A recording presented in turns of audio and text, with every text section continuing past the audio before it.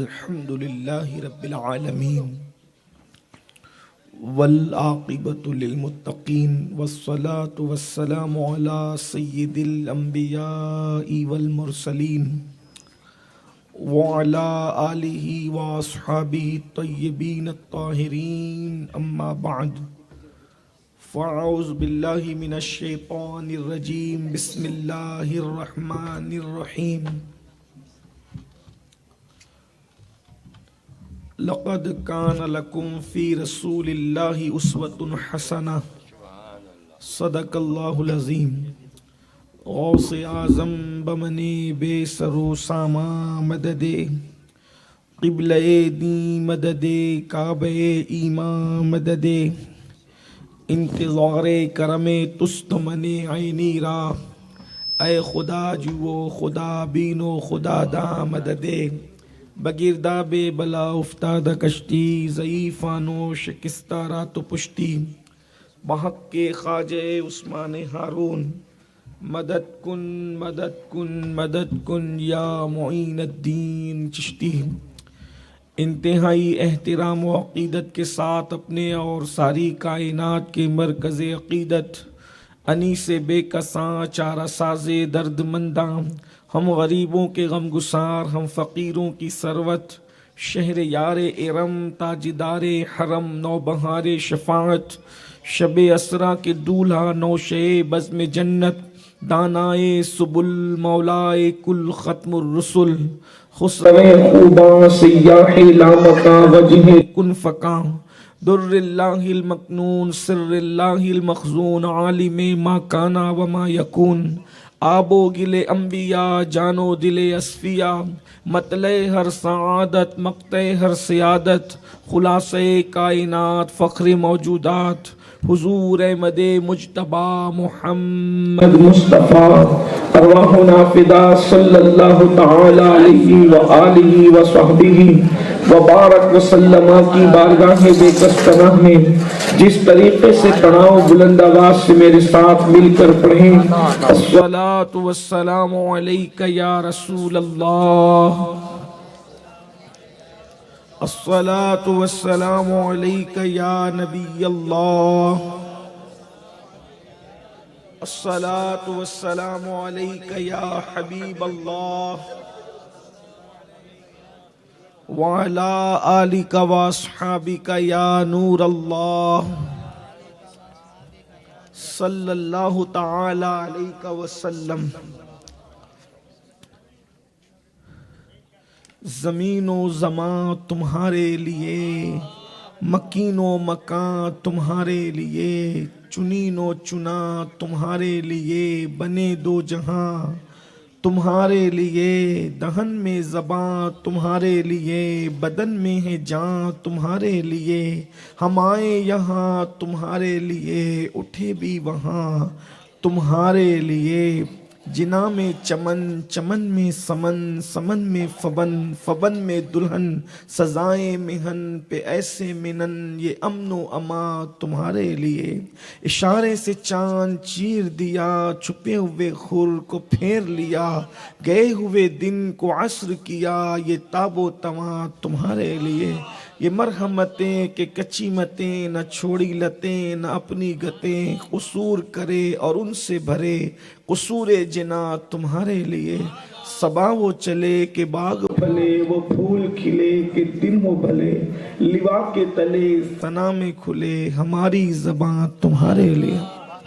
آج کی یہ خوبصورت محفل ہمارے عبدالقادر بھائی کے فرزند ارجمن جو ماشاءاللہ حافظ قرآن بھی ہے، آج ان کے نکاح کی خوشی میں یہ محفل رکھی گئی ہے، اور مجھ سے پیشتر ہمارے بڑے بھائی برادر اکبر حضرت پیر سید یاسین باپو قادری مدد اللہ العالی سے بڑی خوبصورت بات آپ سماعت کر رہے تھے۔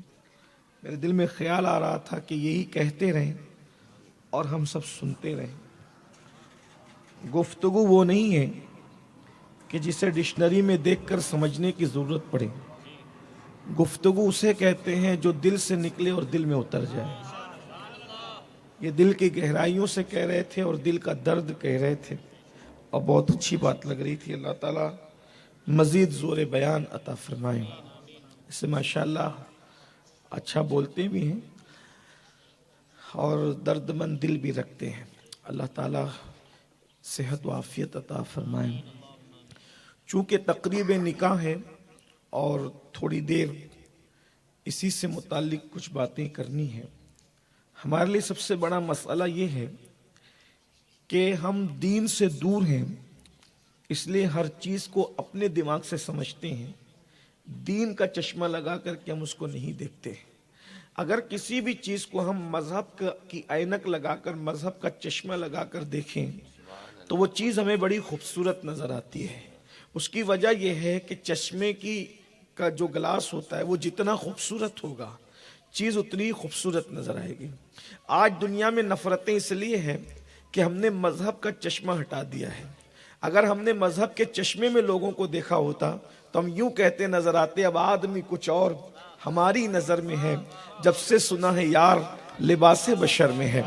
جب ہمارا محبوب لباس بشر میں ہے تو لباس بشری سے ہمیں نفرت کیوں ہو سکتی تھی؟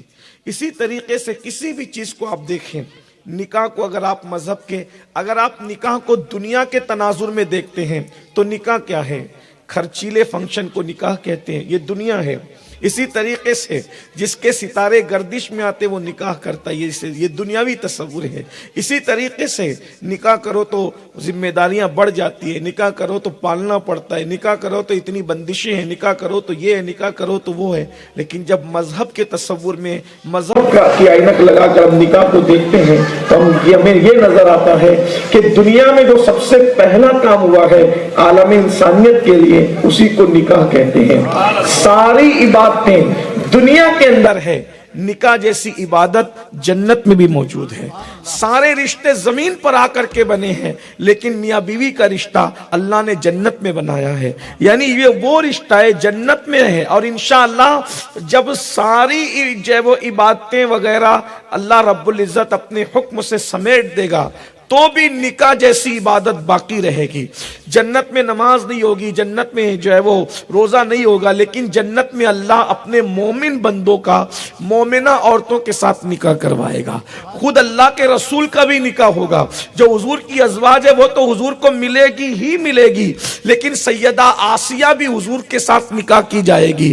حضرت مریم کا نکاح بھی حضور علیہ السلام کے ساتھ کیا جائے گا۔ حضرت موسیٰ علیہ السلام کی وہ بہن جنہوں نے ان کی نگہداشت کی تھی اور ان کی ماں کو مشورہ دیا تھا کہ امی میرے بھائی کو یہ فرعون قتل کر دے گا تو اس کو دریا میں ڈال دو، تو یہ ان کی جو بہن تھی، اللہ اکبر، ان کو بھی رسول اللہ کے نکاح میں عطا کیا جائے گا۔ یعنی حضور علیہ السلام کا بھی نکاح ہوگا جنت کے اندر، اور جنتی مردوں کا بھی نکاح ان کی عورتوں کے ساتھ، نیک عورتوں کے ساتھ، حوروں کے ساتھ ہوگا۔ تو نکاح بہت بڑی چیز ہے۔ نکاح کی برکت کیا ہے؟ میں آپ کے سامنے چند اس کی برکتیں گناتا ہوں۔ نمبر 1، مصروفیت کا دور ہے، مصروفیت کا زمانہ ہے، مصروفیت کے حالات ہیں، برسوں رشتہ دار ایک دوسرے سے نہیں ملتے، محلے کے لوگ بھی ایک دوسرے سے نہیں ملتے، لیکن جب تقریب نکاح رکھی جاتی ہے تو دور دور کے رشتہ دار نکاح کی برکت سے ایک دوسرے سے ملاقات کرتے ہیں۔ ملنا جلنا دیکھو یہ ہوتا ہے، یہ نکاح کی برکت ہے۔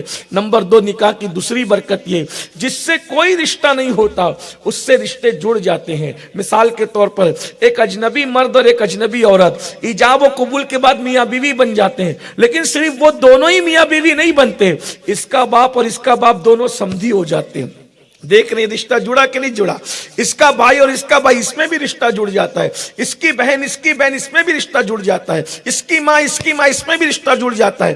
اس کا خاندان اس میں بھی رشتہ جڑ جاتا ہے۔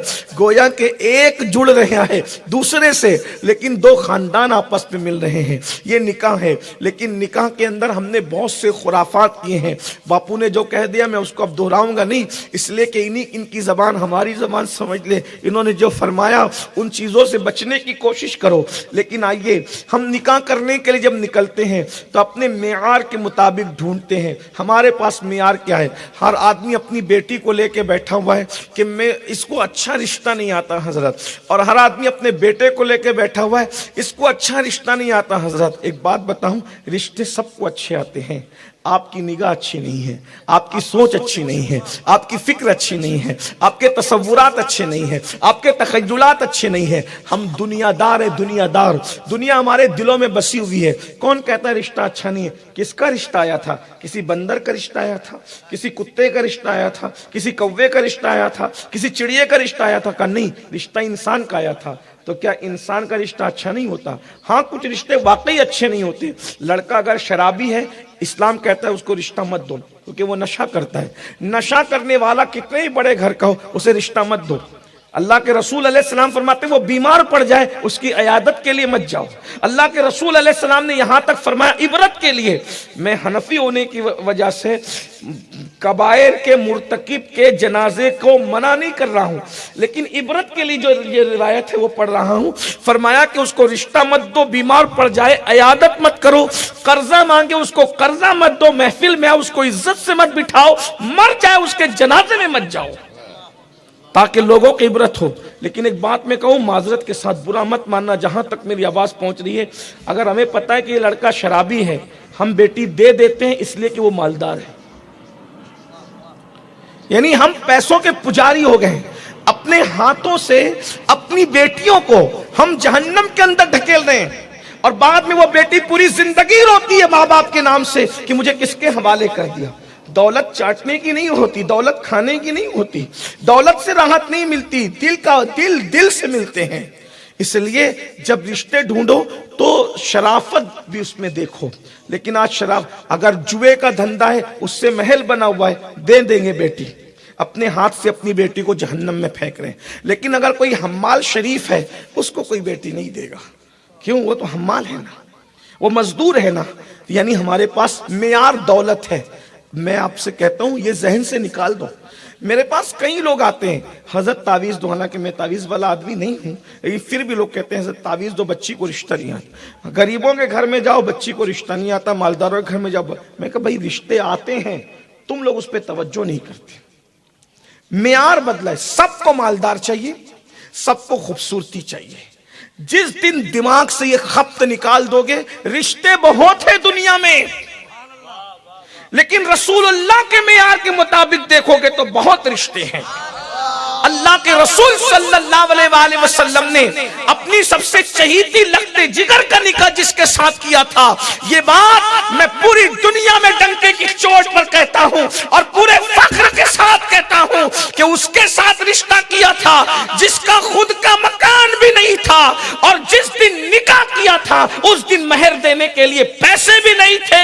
لیکن اللہ اکبر، داماد کتنا غیرت مند تھا، نہ خود کا مکان تھا، نہ مہر دینے کے لیے پیسے تھے، لیکن چیلنج ہے پوری دنیا کو کہ مولا علی کے پاس مہر دینے کے لیے پیسے نہیں تھے تو نہ اپنے اللہ اکبر رسول اللہ کے سے مانگا کہ حضور میری شادی مہر کے لیے پیسے نہیں ہے تو پیسوں کا انتظام کرو. نہ کسی صحابی سے مانگا، نہ کسی پڑوسی سے مانگا، نہ کسی اپنے سے مانگا، نہ کسی بیگانے سے مانگا. حضور کا داماد اور چچا زاد بھائی اتنا غیرت مند تھا کہ اپنی زرہ بیچنا تو گوارا کیا، مگر کسی کے آگے ہاتھ پھیلانا گوارا نہیں.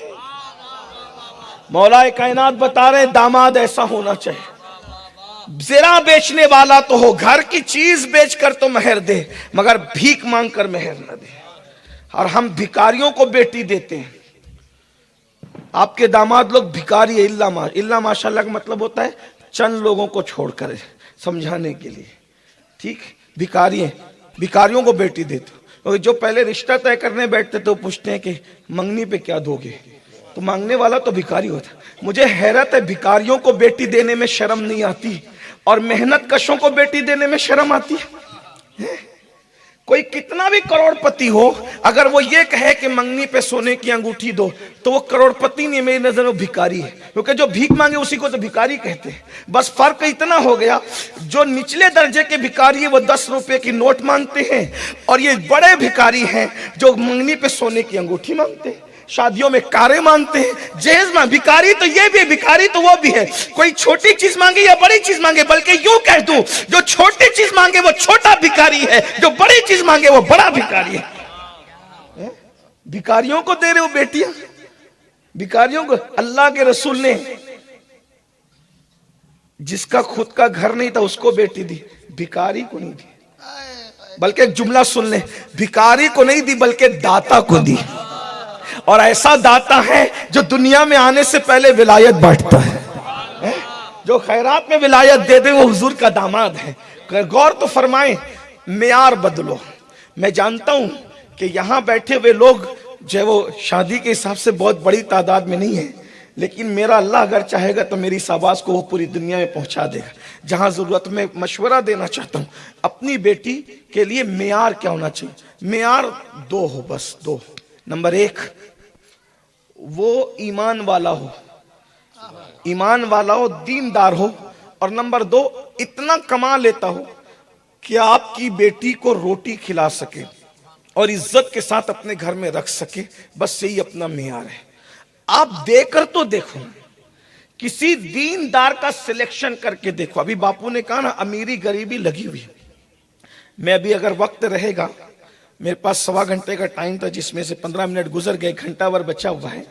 تو اگر وقت رہے گا تو میں آخری میں ایک بات آپ کے سامنے رکھوں گا، اللہ کرے آپ کے دل میں اترے. اگر وقت رہا تو میں نے اس کو آخر کے لیے رکھا، اس مضمون کو.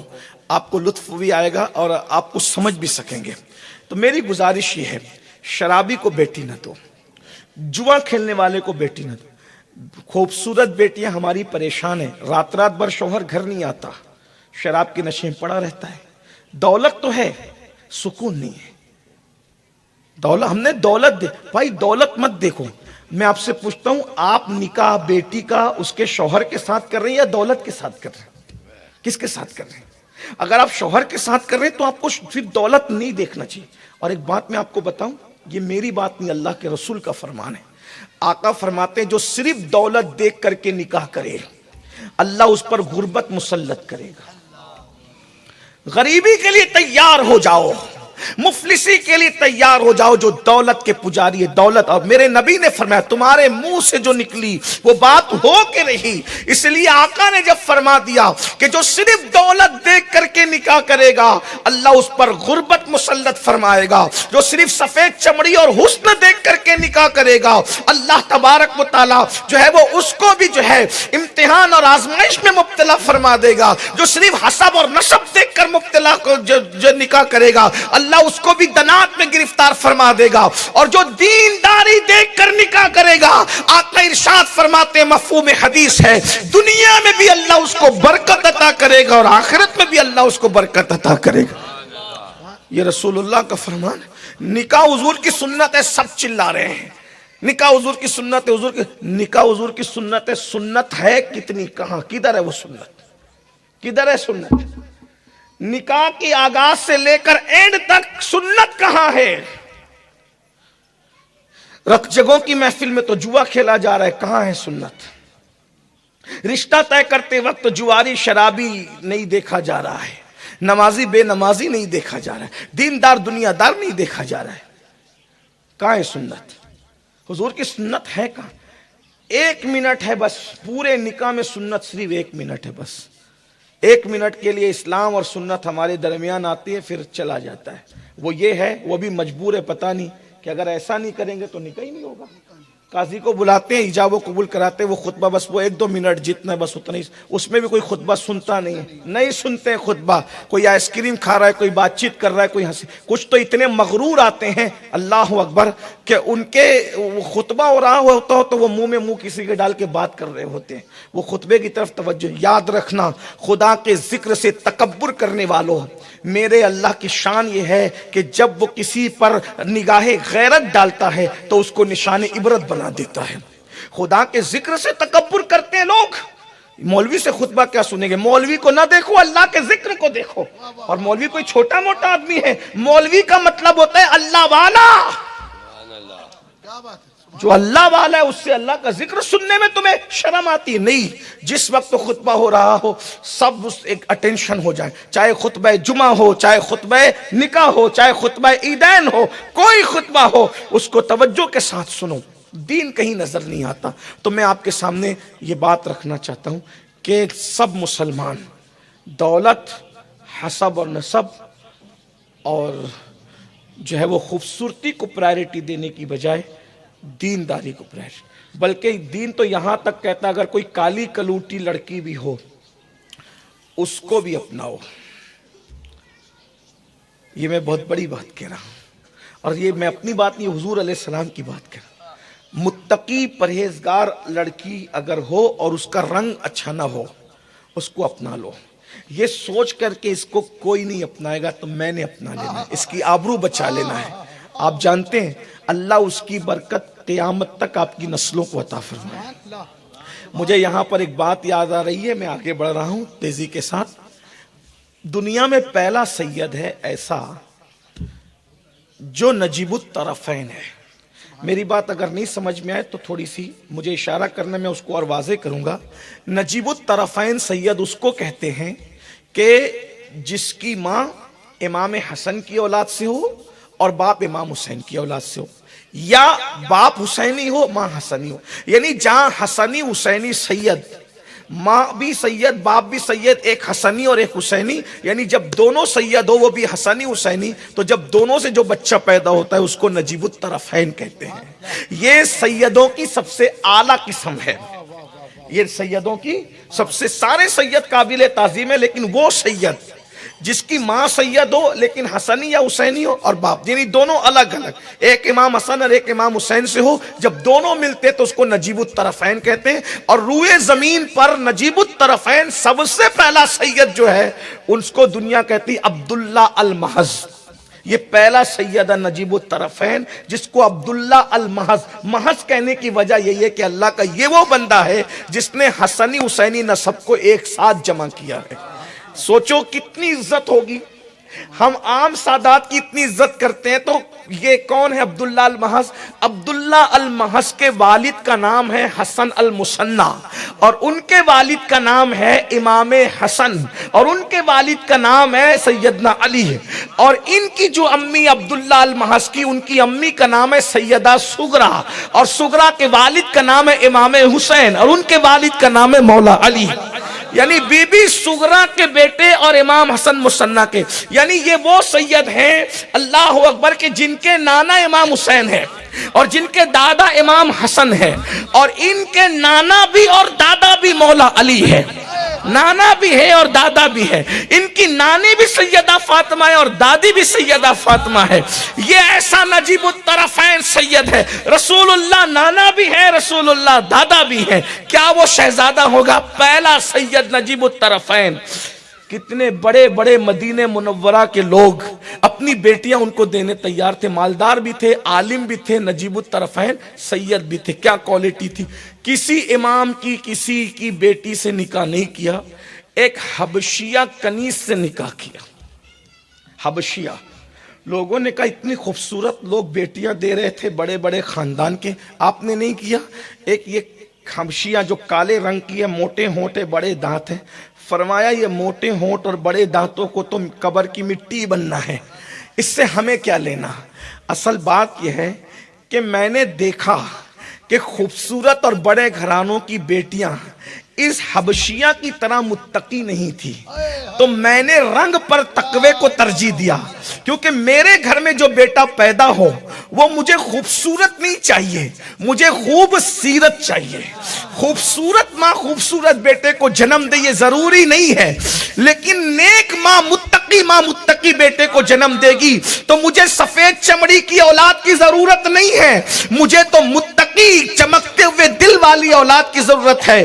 اور اس حبشیہ کنیز سے جو بیٹا پیدا ہوا اسی بیٹے کا نام موسیٰ رکھا گیا، اور اس موسیٰ کو موسیٰ الجون کہا گیا. جون کے معنی ہوتا ہے کالا. حضرت موسیٰ کو کالا رنگ، ماں پر چلے گئے تھے، رنگ کالا تھا، لیکن ان کو کوئی اس میں شرم نہیں آئی کہ میرا بیٹا کالا ہے. اللہ اکبر. بیٹا رنگ کے اعتبار سے کالا تھا عبداللہ المحض کا بظاہر، لیکن تقوی میں اس کا کوئی مقابلہ نہیں کرتا تھا. اسی موسیٰ کے یہاں ایک بیٹا پیدا ہوا. توجہ کرے، اسی کو کہتے ہیں تقوی کی برکت. کسی اللہ اکبر نامقبول صورت والی اور اعلیٰ سیرت والی کو اپنانے کا انعام کیا ہے؟ اسی موسیٰ الجون سے جو بیٹا پیدا ہوا اس کا نام عبداللہ رکھا گیا. اس سے جو بیٹا پیدا ہوا اس کا نام موسیٰ ثانی رکھا گیا. اس سے جو بیٹا پیدا ہوا اس کا نام سید सैयद मोहम्मद रखा गया, उससे जो बेटा पैदा हुआ उसका नाम सैयद दाऊद रखा गया, उससे जो बेटा पैदा हुआ उसका नाम जो है अल्लाह अकबर अब्दुल्ला रखा गया, उससे जो बेटा पैदा हुआ उसका नाम जो है याह्या जाहिद रखा गया, उससे जो बेटा पैदा हुआ अल्लाह अकबर उससे अब्दुल्ला अल-हम्बली रखा गया, उससे जो बेटा पैदा हुआ उसका नाम अबू साले मूसा जंगी दोस्त रखा गया, उससे जो बेटा पैदा हुआ उसका नाम शेख अब्दुल कादिर जिलानी सुल्तानुल औलिया रखा गया।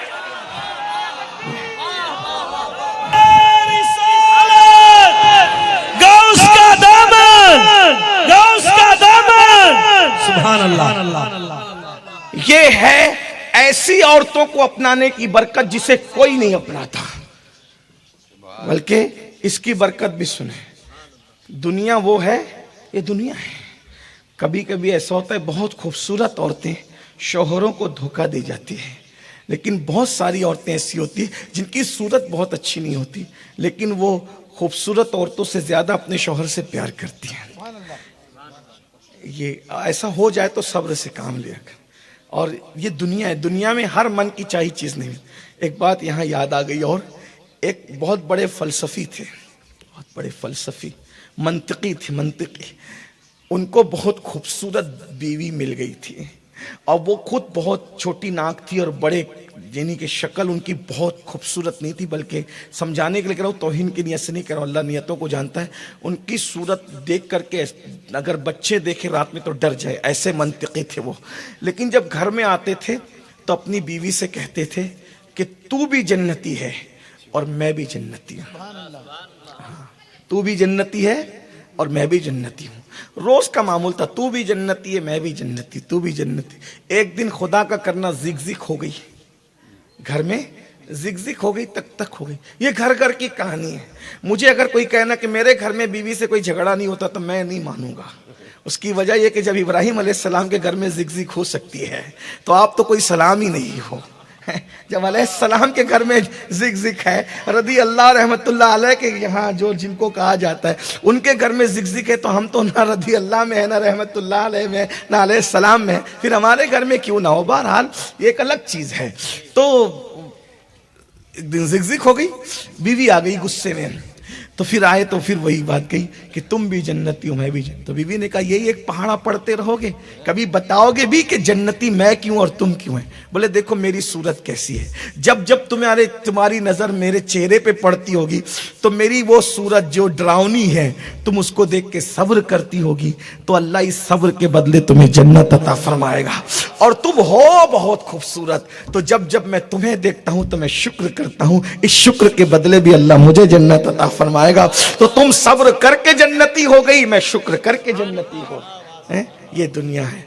तो मेरी गुजारिश है कि अपने दामादों को ढूंढो, शराबी ना हो, जुआरी ना हो।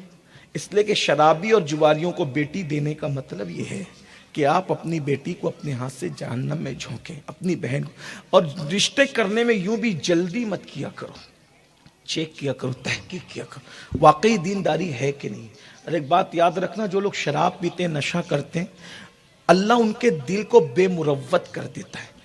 एक हदीस में आपके सामने ऐसे ही बयान करूं कि मेरे इल्म में इस सनद की कोई हदीस नहीं गुजरी, मेरे इल्म, किसी और के इल्म में होगा तो होगा, लेकिन मेरे इल्म में नहीं है।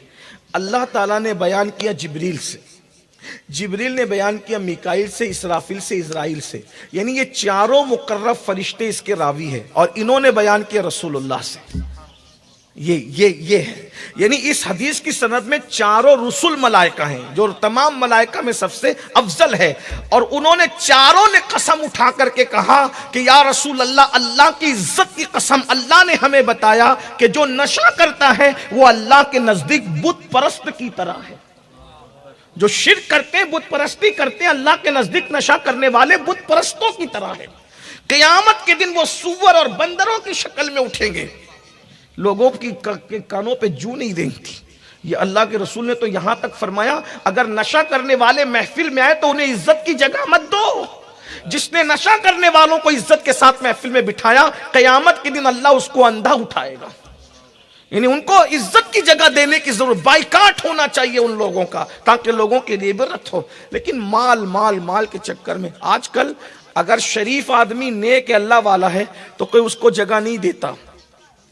ہاں لیکن اگر مالدار لوگ زانی ہو شرابی ہو ان کو عزت کے ساتھ پڑھیں. بلکہ ایک بات مجھے یہاں ایک اور بھی عرض کرنی ہے، حالانکہ یہ عنوان نہیں ہے لیکن میرے دماغ میں جو بات آتی میں کہہ دیتا ہوں، کیونکہ کل کس نے دیکھا، امانت ہے علم، جو بات دل میں آئے کہہ دینا چاہیے.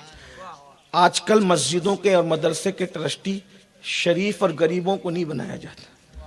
مالدار ہے، زانی ہے، شرابی ہے، سود کھاتا ہے، کچھ بھی کرتا ہے اور محلے میں دادا گیری کرتا ہے، ان لوگوں کو بنایا جاتا ہے. آپ دیکھ لیجئے زیادہ تر یہی بھائی. اور پھر حال یہ ہے کہ جمعہ کی 2 رکعت کے علاوہ ٹرسٹی صاحب آتے نہیں اور امام پر رعب لگاتے ہیں. جب تک شریف لوگ، متقی اور پرہیزگار لوگ مسجد کے ٹرسٹی بنتے رہے تب تک مسجدوں میں یہ فتنے نہیں تھے. آج ہم شرافت نہیں، ٹرسٹی شپ کے لیے شرافت نہیں دیکھتے ہم لوگ. اور جن لوگوں کا غسل اور وضو بھی درست نہیں ان کو امام اور مؤذن پہ مسلط کر دیتے ہیں. کیا یہ قیامت کی نشانیوں میں سے نشانی ہے. اسی طریقے سے جب نکاح میں وکیل بنائیں گے، گواہ بنائیں گے تو نیک لوگوں کو نہیں بنائیں گے. جو مالدار ہوگا، جس کی خاندان میں ڈکٹیٹرشپ چلتی ہوگی یا جو خاندان کا ہٹلر ہوگا اس کو لا کے بٹھاتے ہیں، چاہے داڑھی ہو یا نہ ہو. یعنی دین رہ نہیں گیا. بہت معذرت کے ساتھ برا مت ماننا، میں معافی چاہتا ہوں. دین رہ نہیں گیا، دین کی کوئی اہمیت نہیں رہ گئی. ہم نے خود دیکھا ہے شادیوں کے اندر اگر کوئی جج آیا ہے، داڑھی نہیں ہے چہرے پر، کوٹ پہنا ہوا ہے، اس کے لیے شادی والا کرسی خالی کرے گا. مسجد کا امام کھڑا ہے، وہ کھڑا رہے گا. آپ کہتے پوری دنیا میں کٹ رہے، مر رہے، تباہ ہو رہے، برباد ہو رہے. میں نے کہا جس قوم کے نزدیک کوٹ کی تو عزت ہے لیکن قرآن کی عزت نہیں ہے، وہ قوم اگر مرے گی نہیں تو کیا ہوگا. ہم یہ نہیں کہتے کوٹ کی عزت نہ کرو، بالکل کوٹ ہمارے نزدیک عزت والی، ہم اس کی اس کو ذلیل نہیں کرتے، اس کی بے عزتی نہیں کرتے. لیکن یاد رکھنا سب کی عزت سے بڑھ کر اللہ کے قرآن کی عزت. جس کے سینے میں انسان کی لکھی ہوئی کتابیں ہیں تم ان کے لیے تو کرسیاں چھوڑتے ہو، جس کے سینے میں اللہ کی کتاب ہے اس کے لیے بھی چھوڑتے ہو. یہی نہ کہ وہ غریب ہے، وہ مفلس ہے، وہ جو ہے وہ زکات اور صدقات کھا کر کے اس نے پرورش پائی ہے. اللہ اکبر، سن لو اللہ کے بندو، کم سے کم اس 6 فٹ کے انسان کی نہیں، اس کے سینے میں محفوظ قرآن کی تو عزت کر لی ہوتی. جب تک مسلمان یہ کرتے رہے اللہ نے مسلمانوں کو عزت دیا، وقار دیا، شان دیا، شوکت دیا. جب سے یہ ہو گیا، اور یہ تو آپ کی مجبوری ہے جلسوں میں مولویوں کو منبر پہ بٹھانا. اگر یہاں بھی آپ کا بس چلے تو آپ یہاں بھی علماء کو نہ بٹھائیں، یہاں بھی آپ لا کر کے دارمنڈوں کو بٹھائیں، شرابی کبابیوں کو بٹھائیں، کیونکہ آج آپ کے نزدیک سب کچھ دولت ہے. سب کچھ یاد رکھنا، اگر سب کچھ دولت ہو گیا تو فرعون میں ہم میں فرق کیا ہے، نمرود میں ہم میں فرق کیا ہے، وقت نصر ہم میں فرق کیا ہے. آپ کو پتا ہے ایک مرتبہ آئیے اللہ کے رسول کا اسلوب کیا تھا. اللہ کے رسول علیہ السلام کے پاس مکے کے مالداروں نے کہا آپ کے پاس تو بلال جیسا بیٹھتا ہے، صہیب رومی جیسا بیٹھتا ہے، یہ بیٹھتا ہے، وہ بیٹھتا ہے، اور ان کے بدن میں سے انہوں نے کہا میں نہیں کہہ رہا ہوں، میرے نزدیک تو وہ بہت عزت والے، ان کے پیروں کا غبار میرے لیے کفن میں اگر رکھ دیا جائے تو انشاءاللہ نجات کا ذریعہ ہے. بلال حبشی ہو، صہیب رومی ہو، یہ اللہ والے لوگ ہیں اور یہ میرے محبوب کے منظور نظر ہیں، اور ہمارے لیے تو وہ ہیں کہ ان کی جوتیاں ہمارے سروں کا تاج ہے. میرے لیے نہیں بلکہ اولیاء اللہ بھی یہی کہتے رہے، بڑے بڑے مقربین یہ کہتے رہے. لیکن ان ظالموں نے کہا، مالداروں نے گھمنڈ میں، کہ ان کے پسینے کی بدبو آتی ہے، غریب لوگ آپ کے پاس گھس کر کے بیٹھے رہتے ہیں، اگر آپ ان کو ہٹا دیں ان غریبوں کو، ہم مالدار لوگ آپ کے پاس آ کر کے بیٹھے ہیں. اللہ کے رسول علیہ السلام سے بات رکھی گئی. ابھی یہ بات پوری نہ ہوئی تھی کہ بلبل سدرہ زمین پر ہے. یا رسول اللہ ایسا مت کرنا، اللہ کا حکم ہے کہ آپ ان غریبوں کے ساتھ ہی بیٹھنا، ان مالداروں کی وجہ سے ان غریبوں کو آپ اپنے پاس سے مت ہٹائیے گا. یہ وہ لوگ ہیں جن کے ساتھ اللہ نے آپ کو بیٹھنے کا حکم عطا فرمایا. یہ ہے، اس لیے میں آپ سے پہلی گزارش کروں گا، خاص طور پہ بہنوں سے، عورتیں اس معاملے میں بہت ضدی ہے. جھوپڑا ہے، کیا دیکھ کے دے رہے ہیں؟ جھوپڑا ہے، جھوپڑا دیکھ کے مت دو، شوہر دیکھ کر دو.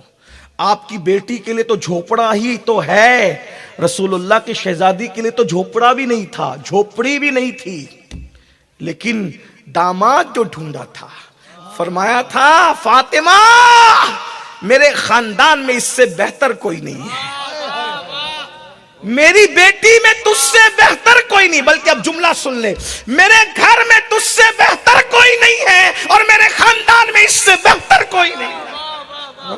نبی کے گھر کی سب سے بہتر بیٹی اور خاندان نبوت کا سب سے بہتر شہزادہ، جب یہ دونوں مرج البحرین ملتے ہیں تو قرآن کہتا ہے یخرج منہم اللؤلؤ والمرجان، پھر حسن اور حسین جیسے شہزادے زمین پہ تشریف لاتے ہیں۔ بتائیں تو صحیح نا؟ تو یہ ہے، تو پہلی چیز رشتے دیکھو، رشتے آ رہے ہیں، آپ کو اینک ہٹانا پڑے گی دنیا داری کی۔ اور اگر یہی ایک بات آ گئی تو مجھے ایک بات اور یاد آ گئی اسی پر کہ کس نے کیسے کیسوں کو رشتے دیے ہیں۔ اور ایک بات بہنوں سے بھی کہتا ہوں، اگر مالدار باپ کی بیٹی ہو اور غریب کے ساتھ رشتہ ہو گیا تو ناک مت چڑھانا، اس کے ساتھ نباہ کرنا۔ آقا فرماتے ہیں جو مالدار گھر کی بیٹی غریب شوہر کے ساتھ نباہ کر لے اور صبر کر لے، ایسی عورتیں جنت میں میری پڑوسی بنائی جائے گی۔ میں امام حسین کو تو کبھی غریب کہہ بھی نہیں سکتا، وہ غریب تھے بھی نہیں، لیکن کربلا کے 3 دنوں میں یا سفر کربلا میں جو مصیبتیں آئی ہے، اس امام کی چاروں بیویاں ساتھ میں تھی کربلا میں، لیکن امام کی وہ بیوی جسے ہم شہربانو سرکار کہتے ہیں، یہ بادشاہ کی بیٹی تھی، اور اچانک بادشاہ بننے والے کی بیٹی نہیں تھی۔ ایسا نہیں ہوا تھا کہ ان کے ابا چائے وغیرہ کوئی بیچتے تھے یا بھنگار کا دھندا کرتے تھے اور اچانک جو وہ بادشاہ بن گئے تھے، ایسا نہیں ہوا تھا۔ یعنی ان کے ابا بھی بادشاہ تھے، ان کے ابا بھی بادشاہ تھے، ان کے ابا بھی بادشاہ تھے، ان کے ابا بھی بادشاہ تھے، ان کے ابا بھی بادشاہ تھے، یعنی نسل میں اوپر سینکڑوں سال تک بادشاہت رہی۔ ہاں، ایک یہ ہوتا ہے نا کہ اچانک کسی کو کچھ مل جائے، جیسے کوے کو یہ وہ یوں کہتے ہیں، ہمارے ہاں یہ کہتے ہیں کہ چوہے کو ہلدی ملی تو پنساری کی دکان کھول دی، تو ایسا نہیں تھا، یعنی وہ پورا خاندان بادشاہ۔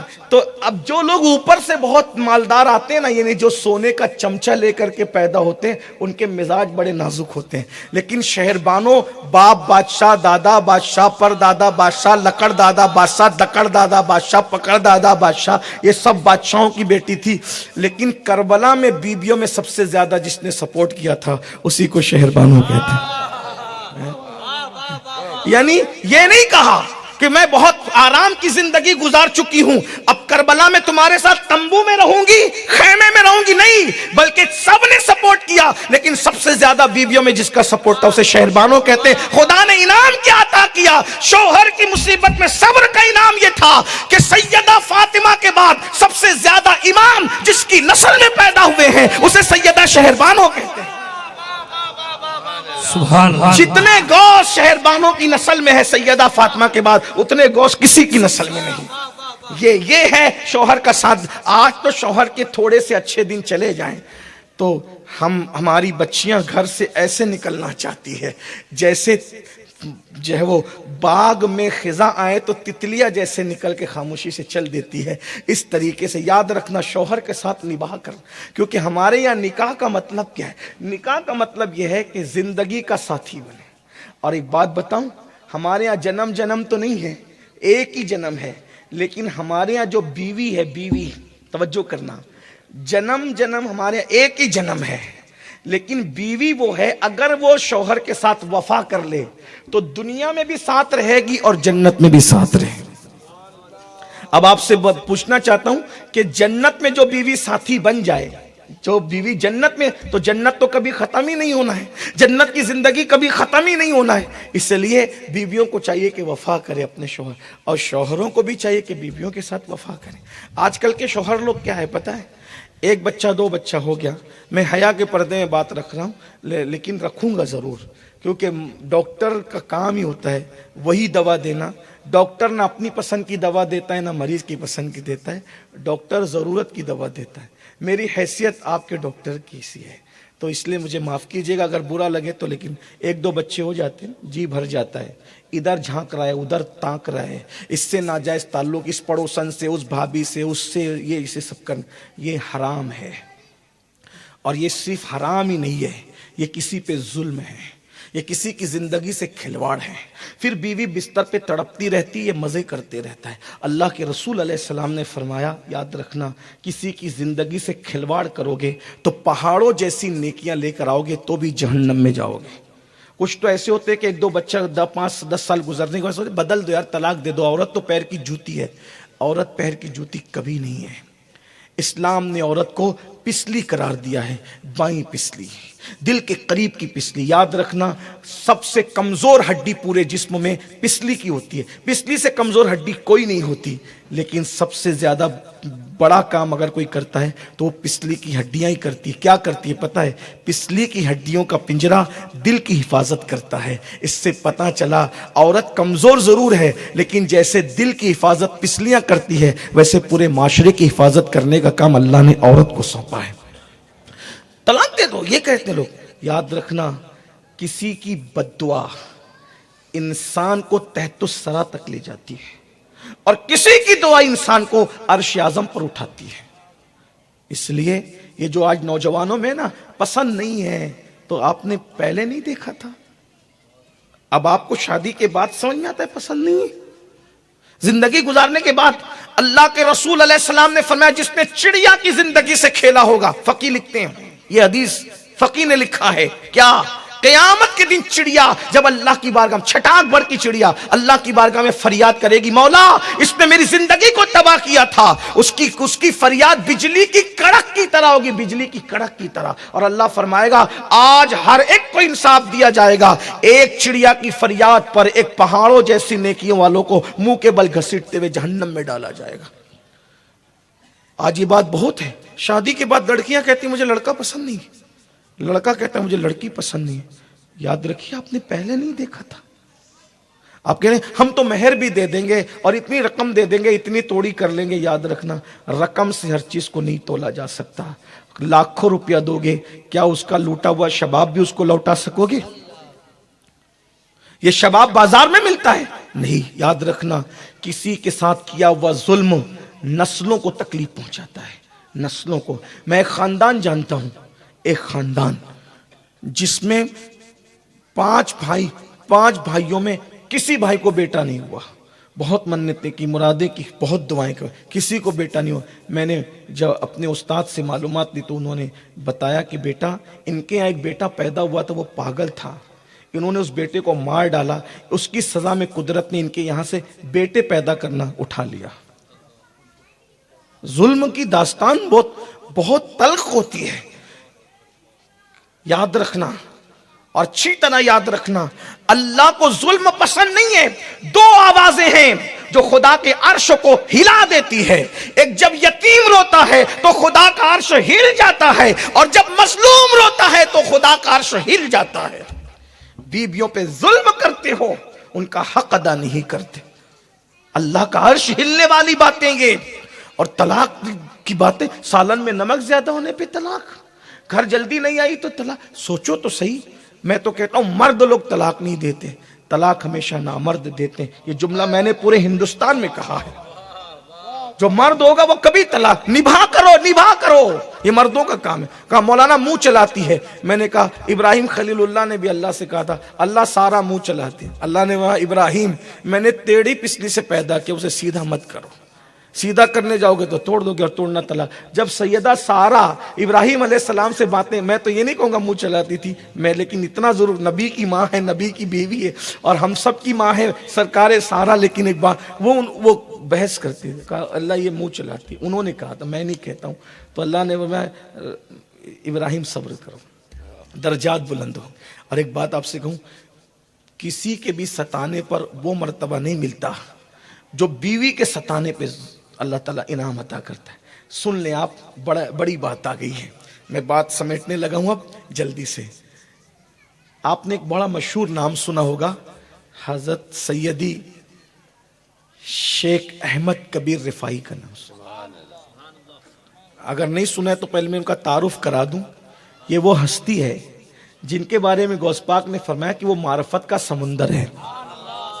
دوسری بات ان کی سن لیں، جب یہ رسول اللہ کی زیارت کے لیے مدینہ شریف گئے، سلام کیا تو قبر انور سے جواب آئی. جب انہوں نے کہا السلام علیک یا جدی، اے میرے دادا میرے نانا آپ پہ سلام ہو، تو جواب آیا وعلیک السلام یا ولدی، میرے بیٹے تجھ پہ بھی سلام ہو. اتنے مقبول تھے اللہ کی بارگاہ میں. اب ذرا سنتے جائیں، آپ کو لطف آ جائے گا. خدا کرے کسی کے گھر کا ماحول سنور جائے. خدا کرے کسی کے گھر کی زندگی سنور جائے. ہم تو فقیر لوگ ہیں, کچھ نہیں کر سکتے. جملوں کے چند پھول آپ کے دامن میں اس لیے منتقل کر دیتے ہیں. اگر آپ کے گھر میں بہاریں آ گئی تو اللہ کرے ہماری زندگی میں بہاریں آئیں گی. آپ خوش رہیں گے تو ہم خوش رہیں گے, حضور کی امت خوش رہے گی تو ہم خوش رہیں گے. سن لو دل کے کانوں سے. آپ نے کہا السلام علیکم یا جدی. آیا اور بھی سیدوں کو جواب آیا, کسی کو آتا ہے جواب؟ کتنے جا کر سلام کرتے, سب کو جواب نہیں آتا. سید سب ہوتے ہیں, سب شان والے, سب عزت والے, سب مقام والے. اس سید کو کیوں جواب آیا میں نتیجہ آخری میں پیش کروں گا, لیکن توجہ سے سننا, بہت دھیان سے سننا. جواب آیا, یہ مشہور بات ہے, سب کو پتا ہے. کہا السلام علیکم یا جدی. جواب آیا وعلیکم السلام یا ولدی. کہا نانا جان یہ سلام تو آپ نے جواب دے دیا, لیکن آج میں نے جواب ہی نہیں سننا, بلکہ میں نے تو آج آپ سے مصافحہ بھی کرنا ہے. آج میں مصافحہ کرنا چاہتا ہوں. سرکار نے قبر انور سے ہاتھ باہر نکال دیے اور حضور نے ان سے مصافحہ کیا. یہ مقام ہے ان کا, یہ مرتبہ ہے. ان کے کسی مرید نے خواب میں دیکھا کہ پیر صاحب مقام صدیقیت پر فائز ہو گئے. یہ ولایت کا بالکل اوپر کا مقام ہے, یعنی اس سے اوپر مقام نبوت ہے. ٹھیک ہے, اب نبوت کے بعد سب سے بڑا درجہ کون سا ہے؟ صدیقیت کا. نبوت کے بعد تو چونکہ کسی ولی کو تو نبوت مل نہیں سکتی, نبوت ختم ہے, حضور کے بعد کوئی نبی نہیں ہو سکتا. کسی اعتبار کا نبی, اب کوئی نیا نبی پیدا نہیں ہو سکتا. جو کہتا نبی آ سکتا ہے وہ بھی کافر ہے, جو کہتا ہے آ گیا وہ بھی کافر ہے. اس لیے کہ ہمارے نبی کے بعد اب کسی نبی کی, نئے نبی کی ضرورت ہے ہی نہیں. وجہ اس کی یہ ہے جو کامل اور اکمل بن کر کے آ گیا, اب اس سے کون بڑھ کر آ سکتا ہے؟ بھئی ایک کے بعد دوسرا ہے. مثال کے طور پر صرف سمجھانے کے لیے کہہ رہا ہوں, اللہ اکبر. ایک نعت خواں آیا, محلے کا بچہ تھا, پڑھ کے سنا گیا. اس کے بعد دوسرا آیا, اس کے بعد تیسرا آیا, اس کے بعد چوتھا آیا. تو جو آخری میں نعت خواں ہوگا وہ کون آئے گا؟ جو سب سے اچھا پڑھتا ہے وہی آئے گا نا. ایسا تو نہیں ہوگا کہ آپ پڑھوا لیں جو ہے وہ کسی سب سے سپر اسٹار نعت خواں کو, اور اس کے بعد محلے کے بچے کو کھڑا کر دے. بولو محفل کرکری ہوگی کہ نہیں ہوگی؟ ہوگی. اس لیے کہ محفل کو عروج سے زوال کی طرف نہیں لے جاتے, زوال سے عروج کی طرف لے جاتے ہیں. ارے جب تیرے اسٹیج پر ایک کے بعد دوسرا اس سے بہتر آتا ہے تو قدرت کے منبر نے بھی یہی ایک کے بعد اس سے بہتر کو لایا ہے. اب جب سب سے بہتر آ جاتا ہے تو جلسہ ہی ختم ہو جاتا ہے, اب جلسہ قائم نہیں رہتا. تو جب تیرے اسٹیج پہ سب سے بہتر آ گیا تو جلسہ ختم ہو گیا. قدرت نے اپنے نبوت کے منبر پر سب سے بہتر کو لا کے کھڑا کر دیا. نہ ان جیسی سیرت کسی کی, نہ ان جیسی صورت کسی کی. تیری سیرت, تیری صورت زمانے سے نرالی ہے, تیری ہر ہر ادا پیارے دلیل بے مثال ہے. مجھے حیرت ہے, اتنا خوبصورت نبی چھوڑ کر لوگ کسی کانے کو بھی قبول کر رہے ہیں. غلام احمد بیچارہ ہے کیا, اس کی ایک چھوٹی آنکھ ایک بڑی آنکھ ہے, لوگ اس کی نبوت بھی مان. شکیل بن حنیف ہے کیا, اس کا منہ دیکھو تو ایسا لگے کہ ہوٹل کا پچر بھی اس سے بہتر ہوتا ہے, لیکن اس کے باوجود لوگ ان کے چکر میں پھنس رہے. میں نے کہا نادان, کم سے کم حسن ہی دیکھ لیا ہوتا. وہ کمال حسن حضور ہے کہ گمان نقص جہاں نہیں, یہی پھول خار سے دور ہے, یہی شمع ہے کہ دعا نہیں. ہم تو چیلنج کرتے ہیں واللہ, سیرت میں اور تقوی میں اور علم میں اور مرتبے میں تو وہ بہت بڑے, صورت بھی ان جیسی کوئی لا ہی نہیں سکتا. بلکہ عزت خدا کی قسم حضور کو ہم نے نہیں دیکھا. صحیح النسب سادات کے چہرے دیکھ لو, ان جیسے ہزاروں میں کوئی نظر نہیں ہے. مدینہ منورہ میں 2 سادات تھے اور ایک غیر سادات میں سے ایک بندہ تھا. 3 لوگ تھے اور سوڈانی لوگ سید الشہداء میر حمزہ پہ ملنا ہے. حالانکہ سادات کے چہرے کے رنگ سے زیادہ وہ بندہ جو تیسرا ساتھ میں تھا خادم, اس کا چہرہ گورا تھا. لیکن وہ جو سوڈانی لوگ تھے انہوں نے ان سادات سے دونوں سے مخاطب ہو کر کہا کہ تمہارے چہرے کی نورانیت ہمیں کسی طرف اشارہ کرتی ہے. حالانکہ وہ بندہ وہاں سے زیادہ تھا. آپ غور کریں, اگر صحیح النسب سادات ہو تو ہزاروں میں پہچانے جاتے. جب 14 صدیوں کے بعد نور اور نورانیت کا یہ عالم ہے تو جو نور مجسم ہو, جو نور عین ہو, اس کے حسن کا عالم کیا ہوگا. لکا بدر فی الوجہ الاجمل خط حال ما زلف ابر اجل, تورے چندن چندرو پرو کنڈل رحمت کی بھرن برسا جا. سبحان اللہ. سرتاب قدم ہے تنے سلطان زمن پھول, لب پھول دہن پھول زکن پھول. کیا کیا محبوب لگتے ہوں گے. ہائے ہائے لب پھول دہن پھول زکن پھول بدن پھول, واللہ جو مل جائے میرے گل کا پسینہ, مانگے نہ کبھی عطر نہ پھر چائے دلہن پھول. دندان و لب و زلف رخ شاہ کے فدائی ہے, در عدن لال یمن مشک ختن پھول. دل اپنا بھی شیدائی ہے اس ناخن پاکا, اتنا بھی مہے نو پہ نئے چرخ کوہن پھول. وہ اتنے خوبصورت ہے تو خاندان کیسا ہے, کیا بات رضا. اس چمنستان کرم کی زہرا ہے کلی جس میں حسین اور حسن. خاندان ہے نبی کا. اللہ اکبر. بات دور نکلی, عرض کیا کر رہا تھا. اللہ اکبر. سیدی احمد کبیر رفاعی رضی اللہ تبارک و تعالی مقام صدیقیت پر فائز. نبوت کے بعد صدیقیت کا مقام سب سے, اسی لیے ہم صدیق اکبر کو تمام صحابہ میں افضل جانتے, افضل البشر بعد الانبیاء بالتحقیق. اور یہی کمرے میں بھی ہے, یہی ممبر پہ بھی. اس کی وجہ یہ ہے کہ اگر کمرے اور ممبر پہ بات الگ الگ ہونے لگے تو پھر آدمی منافق ہوتا ہے, مومن نہیں ہوتا ہے. یہ بات ہے. اور ہمارے مرشد حضور محدث اعظم کے چوشوی رحمت اللہ علیہ نے تو پوانگ دہل کہا, مرتبہ حضرت صدیق کا یہ ہے سید, ہر فضیلت کے وہ جامع ہیں نبوت کے سوا. صحابہ میں سب سے بڑے صحابی, بڑے مرتبے کے صدیق اکبر ہیں. بار تو شیخ احمد کبیر رفاعی کو دیکھا, امام حسین کی اولاد میں سے تھے. ان کے مرید نے کہ آپ مقام صدیقیت پر فائز. اب ذرا غور کرنا, حضور کا سلام کا جواب آنا, حضور کا قبروں سے ہاتھ, قبر شریف سے ہاتھ نکال کے ان سے مصافحہ کرنا, اور اس کے بعد مرید کا مقام صدیقیت پر دیکھنا کہ میرے پیر کہاں فائز ہے, صدیقیت کے مقام پر. لیکن مرید کی ہمت نہیں ہوئی کہ پیر صاحب کو خواب بیان کر سکے. یعنی ایسے مرید تھے وفادار اس دور کے کہ پیر صاحب کے سامنے زبان بھی نہیں کھولتے تھے. ابھی تو پیر صاحب کو یہ آئیڈیا دیتے ہیں کہ حضرت اس کے گھر مت جائیے اور اس کے گھر مت جائیے. یعنی ابھی یہ پیر کو خود چلاتے ہیں مرید لوگ, بڑے بدماش ہو گئے ہیں. ایک دور تھا اللہ ماشاءاللہ کہ پیر کے سامنے بات نہیں کرتے تھے, اپنا خواب بھی بیان نہیں کرنا ہو. یہ ہے آج پیر صاحب کے ساتھ بیٹھ کے ہنسی مذاق بھی کرتے ہیں. میں نے تو کچھ لوگوں کو دیکھا جو پیر صاحب کے ساتھ بیٹھ کے حقہ بھی پیتے ہیں. کہ کیا نصیب لائے بھائی. ہم نے تو کبھی اپنے پیر سے سوائے اتنی گزارش کے کوئی ہمت ہی نہیں کی کہ حضرت دعا کر دی, وہ بھی بہت ڈرتے ڈرتے کوئی بے ادبی نہ ہو جائے. پیر پیر ہوتا ہے. اگر کسی کو سچا پیر مل جائے سمجھ جانا کہ ان قریب خدا ملنے والا ہے. ہاں, جیسے سنگ میل نظر آتا ہے تو منزل قریب آ جاتی, تو پیر سنگ میل ہے. جس کو خدا ملنے والا ہوتا ہے خدا اسے سچا پیر عطا کرتا. دعا کرو اللہ ہماری نسلوں کو اچھے اور سچے پیر سے ملا دے, کسی اللہ کے دوست سے ملا دے. خود اللہ کے دوست مل جائیں تو خدا مل ہی جاتا ہے.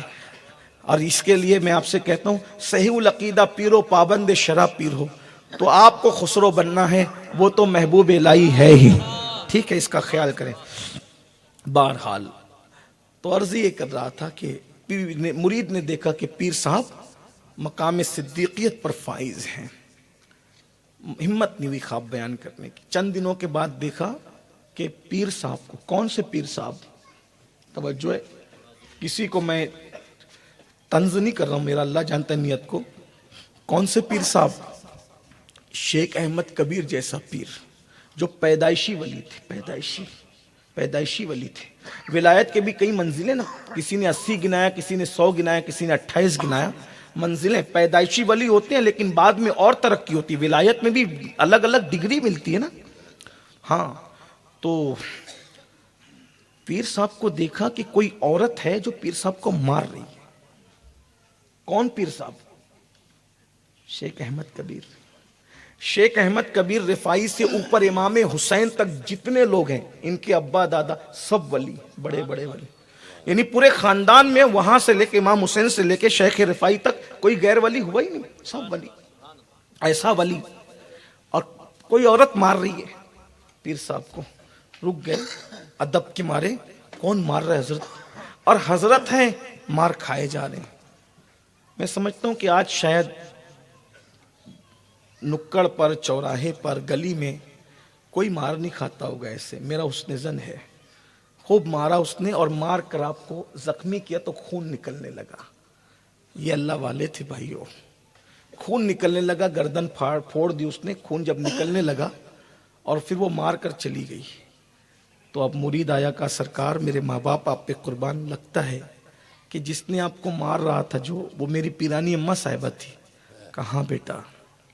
آپ کی پیرانی اماں تھی, مجھے مار رہی تھی, غصہ اتار رہی تھی. کون؟ احمد کبیر رفاعی. حضور جس کے لیے قبر انور سے ہاتھ باہر نکالے, حضور جسے سلام کا جواب دیں. پیرانی اماں نے مارا, مرید کی زبان سے نکل گیا, سرکار یہ برداشت کی بات نہیں ہے, معاف کیجئے, اسے طلاق دے دو. وہ آپ کو مارتی ہے اور مارتی بھی ایسے کہ خونا خون کر دیتی ہے, اسے طلاق دے دو.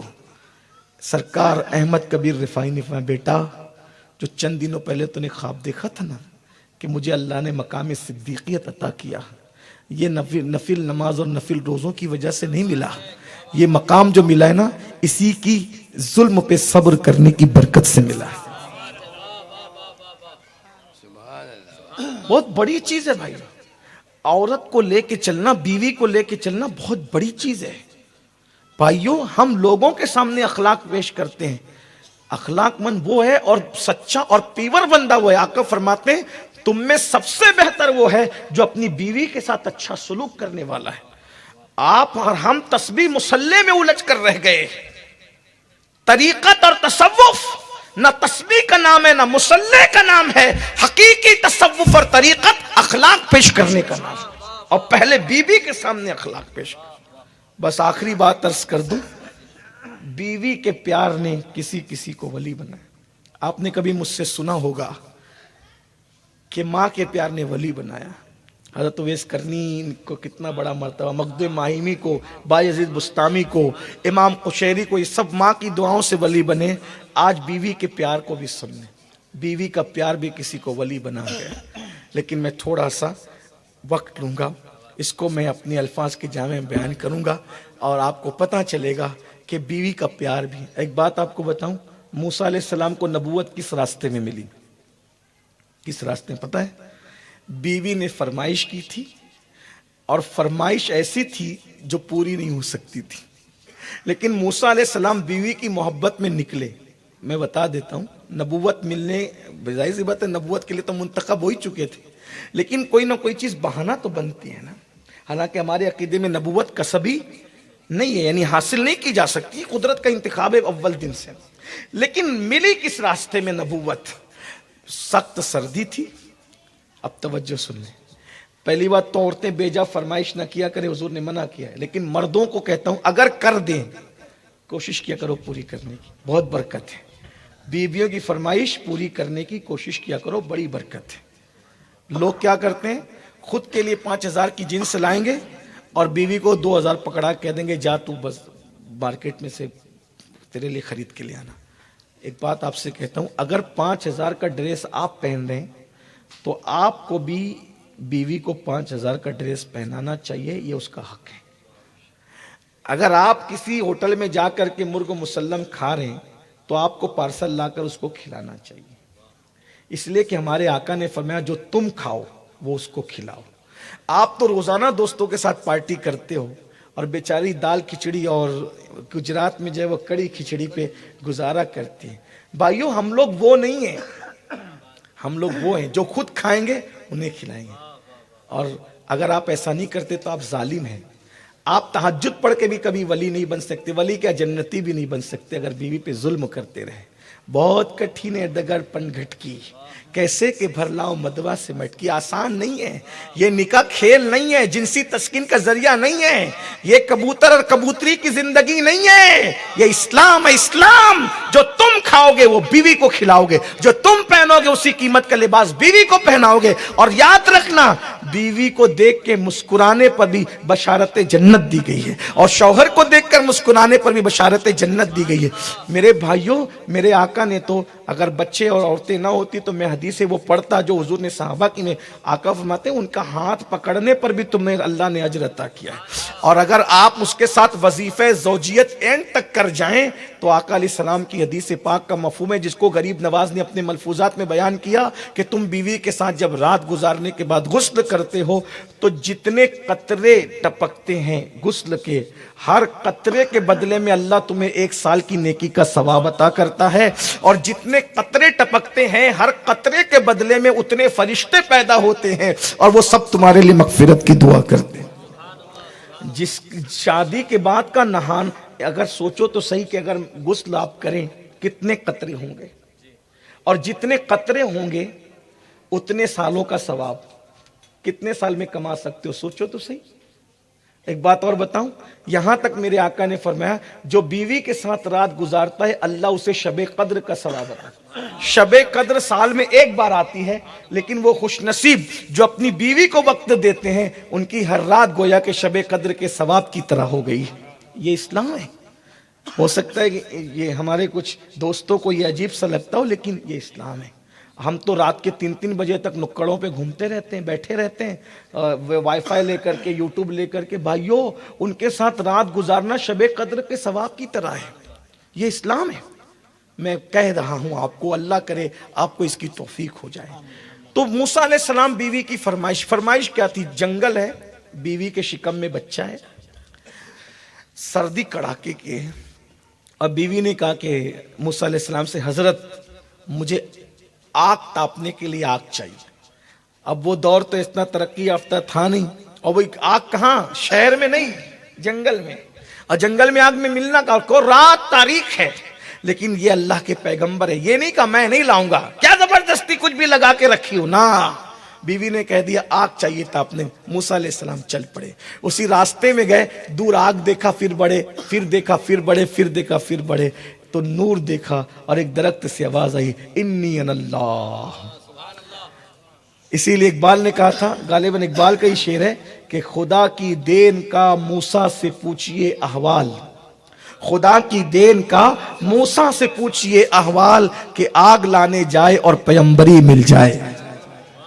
بیوی کا مطالبہ پورا کرنے گئے تھے اور اللہ تعالیٰ نے نبوت عطا کی۔ تو بیوی کچھ مانگا کرے تھا، اگر بس میں تو دیا کرو، اب بے بس ہو گئے ہو تو پیار سے سمجھا کے لے لیا کرو۔ بلکہ ایک بات آپ کو بتاؤں، اسلام نے کہا کہ مومن جھوٹ نہیں بول سکتا، لیکن وہی اسلام کہتا ہے کہ اگر بیوی ناراض ہو جائے اور نہ مانتی ہو تو بیوی کو منانے کے لیے جھوٹ بھی بول سکتے ہیں۔ غور کریں ذرا، اسلام میں بیوی کے لیے کتنے ہمیں کیسے کیسے ابھارا گیا ہے۔ تو جو بات آخری عرض کرنے چلا تھا وہ آپ کے سامنے رکھ دوں کہ بیوی کی محبت نے کسی کو مقام ولایت تک پہنچایا۔ شادی کی محفل ہے، دونوں چیزیں ہو جائے گی، ایک تو آپ کو کوئی اچھی سی معلومات بھی مل جائے گی اور آپ کو بیوی کا مرتبہ بھی پتہ چل جائے گا۔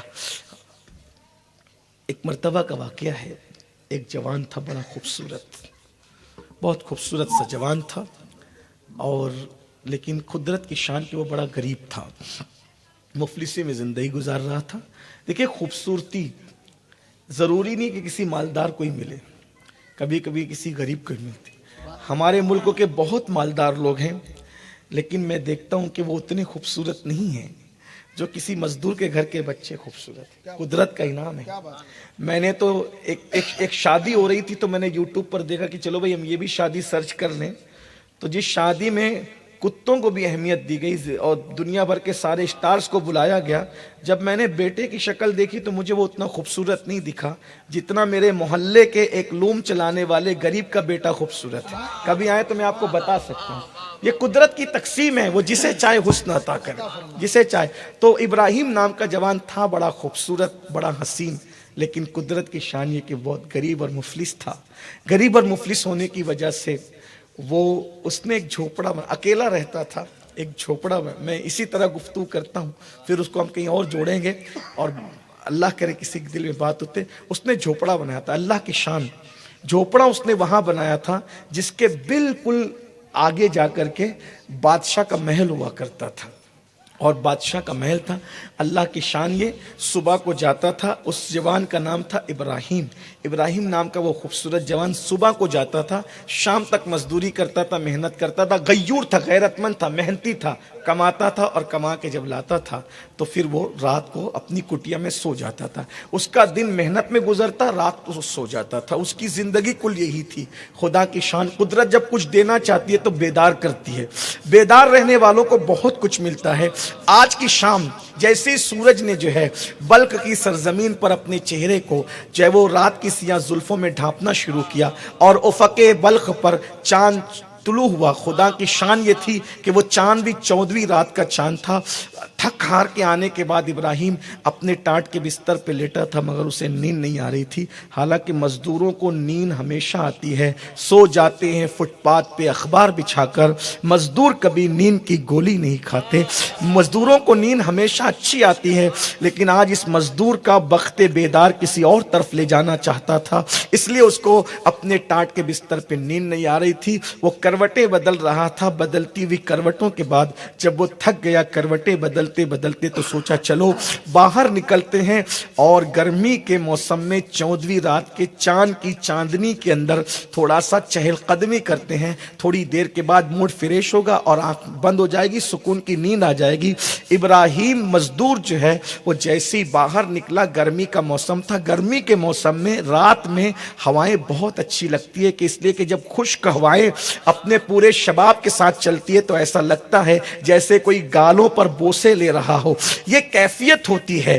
بہرحال وہ ابراہیم نام کا مزدور جیسے ہی ٹہلنے لگا, ہواؤں کے اندر اچانک معطر معطر خوشبو اس کی مشام جاں کو معطر کرنے لگی. تو ابراہیم کے قدم نے سوچا چلو چل کر کے قریب کا باغ ہے اسی سے لطف اندوز ہوتے ہیں. قریبی بادشاہ کا محل تھا. بادشاہ کے محل میں پودے لگے ہوئے تھے, پودوں پر پھول کھلے ہوئے تھے. گرمی میں گلاب کثرت کے ساتھ ہوا کرتے ہیں. اللہ اکبر, گلاب کے پھولوں کی خوشبو نے مشام جاں کو معطر کیا اور ابراہیم کے قدم اسی خوشبو کی طرف بڑھ پڑے. جیسے ابراہیم باغ کی طرف بڑھے, ابراہیم نے کیا دیکھا کہ باغ کے اندر تو ایک ایسا پھول کھلا ہے جس کو چاند کہوں یا غیرت چاند کہوں, جسے سورج کہوں یا آبروئے سورج کہوں, جسے حسین کہوں یا حسن کہوں, جسے خوبصورتی کہوں یا سراپا جو ہے وہ حسن کی ملکہ کہوں. بہت خوبصورت سی ایک لڑکی اس باغ کے اندر کھڑی تھی اور وہ ان پھولوں کو غور سے دیکھ رہی تھی. چاندنی رات تھی اور چاندنی رات کا پچھلا پہر تھا. کسی کے حسن کو ایسا دوبالا کیا ظالم چاندنی نے کہ ابراہیم نام کا وہ جوان اس سے آنکھیں چار کیا, آنکھیں چار ہوئی اور یہ بیچارہ ہو گیا. جب آنکھیں چار ہوئی تو ابراہیم کا دل اپنے قبضے میں نہ رہا بلکہ اس لڑکی کو دے بیٹھا. یاد رکھیے, دل کسی حسن والوں کو دینا یہ جرم نہیں ہے, لیکن دل دینے کے بعد حرام کام کرنا یہ جرم ہے. لوگ کہتے ہیں اسلام محبت سے منع کرتا ہے. اسلام نے کبھی محبت سے منع نہیں کیا ہے. جو طریقہ کار محبتوں کے فلموں نے ایجاد کر رکھے ہیں اسلام اس پہ پابندی لگاتا ہے. اللہ اکبر, اسلام تو یہ کہتا ہے اگر کسی پاک دامن سے محبت ہو جائے اور آدمی زبان پر نہ لائے, خاموش رہے, چپ رہے, کسی کو نہ بتائے اور خود بھی پاک دامن رہے اور اسی حالت میں مر جائے تو وہی محبت اسے شہادت کا مقام عطا کرے گی. یہ اسلام ہے. آپ بہار شریعت اٹھا کر کے دیکھیں, محبتوں پر اسلام نے کبھی پابندی نہیں لگائی. ارے جب کتے کی محبت جنت میں لے جا سکتی ہے تو انسان کی محبت نہیں. کتے کو پانی پلانا کیا یہ محبت ہی کی تو نشانی ہے؟ اسی لیے تو میں لوگوں کو کہتا ہوں ظالموں, تم ہمیں نبی کی محبت سے روکتے ہو, صحابہ کی محبت سے روکتے ہو, اہل بیت کی محبت سے روکتے ہو, ولیوں کی محبت کو شرک کہتے ہو اور پھر اپنے اجتماع میں یہ بھی کہتے ہو کہ کتے کو پانی پلانے پہ جنت مل گئی. تو کتے کو پانی پلانے پہ کیوں جنت ملی؟ کتے سے محبت تھی تو پانی پلایا تو جنت ملی. جب کتے کی محبت جنت تک لے جا سکتی ہے تو رسول اللہ کی اولاد کی محبت کہاں تک لے جا سکتی ہے؟ اولاد رسول کی محبت کہاں تک؟ بس فرق اتنا ہی ہے, اوروں سے پیار کرو گے تو جنت میں جاؤ گے, آل رسول سے پیار کرو گے تو نبی کے ساتھ جنت میں داخل ہوگے. یہ فرق ہے, یہ فرق ہے. بہرحال ہمارا مذہب محبت کے جو راستے تم نے ایجاد کر رکھے, چکر لگانا, چٹھیاں دینا, فون کرنا, پریشان کرنا, دھمکیاں دینا, ماں باپ کو ستانا, ماں باپ کا دل توڑنا, عزت پہ جو وہ بجلی بن کر کے گر جانا, بدنام کر دینا, محبت کے نام پر شادی کا جھانسا دے کر آبرو سے کھیلنا, زنا کرنا, یہ سب حرام ہے. محبت اسلام کہتا ہے محبت نہ خریدی جاتی نہ بیچی جاتی, نہ کی جاتی نہ کروائی جاتی. یہ قدرتی عطیہ ہے, یہ دلوں میں ڈالی جاتی ہے اور یہ برکت کی چیز ہے. کس کو کس سے محبت ہوگی ایک الگ سی بات ہے, قدرت کا عطیہ. ابراہیم نے اس خوبصورت سی لڑکی کو دیکھا, دل دے بیٹھا. لیکن وہ لوگ ایسے گندے خیال کے نہیں تھے. پہلی نظر چار ہوئی, لڑکے نے لڑکی کو دیکھا, سلام کیا, اس نے جواب دیا. لڑکی سے کہا تم کتنی خوبصورت. اگر میں اس لڑکی کی خوبصورتی بیان کروں تو صرف میں اتنا کہہ سکتا ہوں کہ وہ کتنی خوبصورت تھی.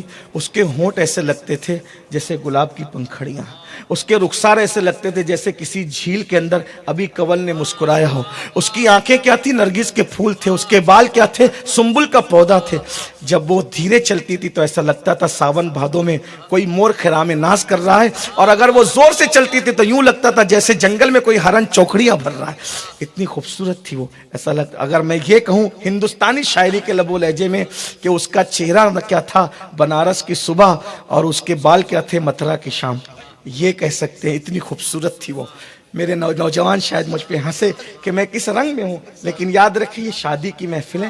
ہم جس محفل میں جاتے ہیں, میرے آقا نے فرمایا جس محفل میں جاؤ اسی کے رنگ میں رنگ جاؤ. میرے آقا جب شادی میں جایا کرتے تھے تو ایسا لگتا تھا حضور ہی کے گھر شادی, اور کیوں نہ ہو, ہر گھر حضور کا تھا, ہر زمانہ حضور کا ہے, ہر دور حضور کا ہے, ہر عصر حضور کا ہے, سب حضور کے غلام ہیں, اور سارے گھر میرے حضور کے ہیں. دانا دانا میرے حضور کا ہے, ہر زمانہ میرے حضور کا ہے. یہی فرمایا محبوبہ, زمانے سارے تیرے ہیں, عرش والے فرش والے دیوانے سارے تیرے, سب آپ کے, آپ سب کے. اور اگر حضور میت میں جاتے تو اتنے غمگین ہوتے, ایسے لگتا ہے جیسے حضور کے گھر میت, کیونکہ سب گھر تو حضور کے تھے. تو اتنی خوبصورت تھی وہ, اتنی حسین تھی وہ. میں اور بھی عرض کرتا لیکن شاید گجرات اس کا متحمل نہیں ہے کہ میں اس کا حسن بیان کروں. اگر لکھنؤ یا دلی میں کوئی بات ہوگی اور اس واقعے کی فرمائش ہوگی تو میں انشاءاللہ اس کو عرض کر سکتا ہوں. بہرحال تو عرض یہ کر رہا تھا کہ وہ اتنی خوبصورت تھی. ابراہیم نے اس کو دیکھا, ابراہیم مزدور نے, اور دیکھنے کے بعد دل دے بیٹھا. پہلی ملاقات میں کہا بہت خوبصورت ہو. اس نے کہا آپ بھی خوبصورت ہیں. یہ بھی حدیث پاک ہے اللہ کے رسول کی, جب کسی سے محبت کرو اظہار کیا کرو. آقا نے فرمایا ابا سے محبت ہے, کہتے ابا میں آپ سے بہت محبت کرتا ہوں, اور پھر جو اس سے محبت بڑھتی ہے. دوست سے محبت کرو تو کہا کرو میں آپ سے محبت کر. یہ میرے آقا بھی کہا کرتے تھے. ایک مرتبہ بات بہت پیاری سی یاد آئی, ہائے ہائے ہائے. ایک بار نبی علیہ نبی پہ درود پڑھنے پھر میں بات کرتا ہوں. صلی اللہ علیہ نبی علیہ وصحبہ علیہ وسلم, صلاۃ و السلام علیک یا رسول. سیدہ فاطمہ اور مولا علی دونوں ہنسی مذاق کر رہے تھے. میں نے نبی علیہ نبی اسی لیے درود پڑھ رہا ہے. سیدہ فاطمہ اور مولا علی دونوں ہنسی مذاق کر رہے تھے. اس کا مطلب خوبصورت گھر وہ ہے جہاں بیوی ہنسی مذاق کیا کریں. اور مذاق اور ہنسی چل رہی تھی, اتنے میں مولا علی نے فرمایا کہ حضور مجھے زیادہ چاہتے ہیں. سیدہ نے کہا نہیں مجھے زیادہ چاہتے ہیں.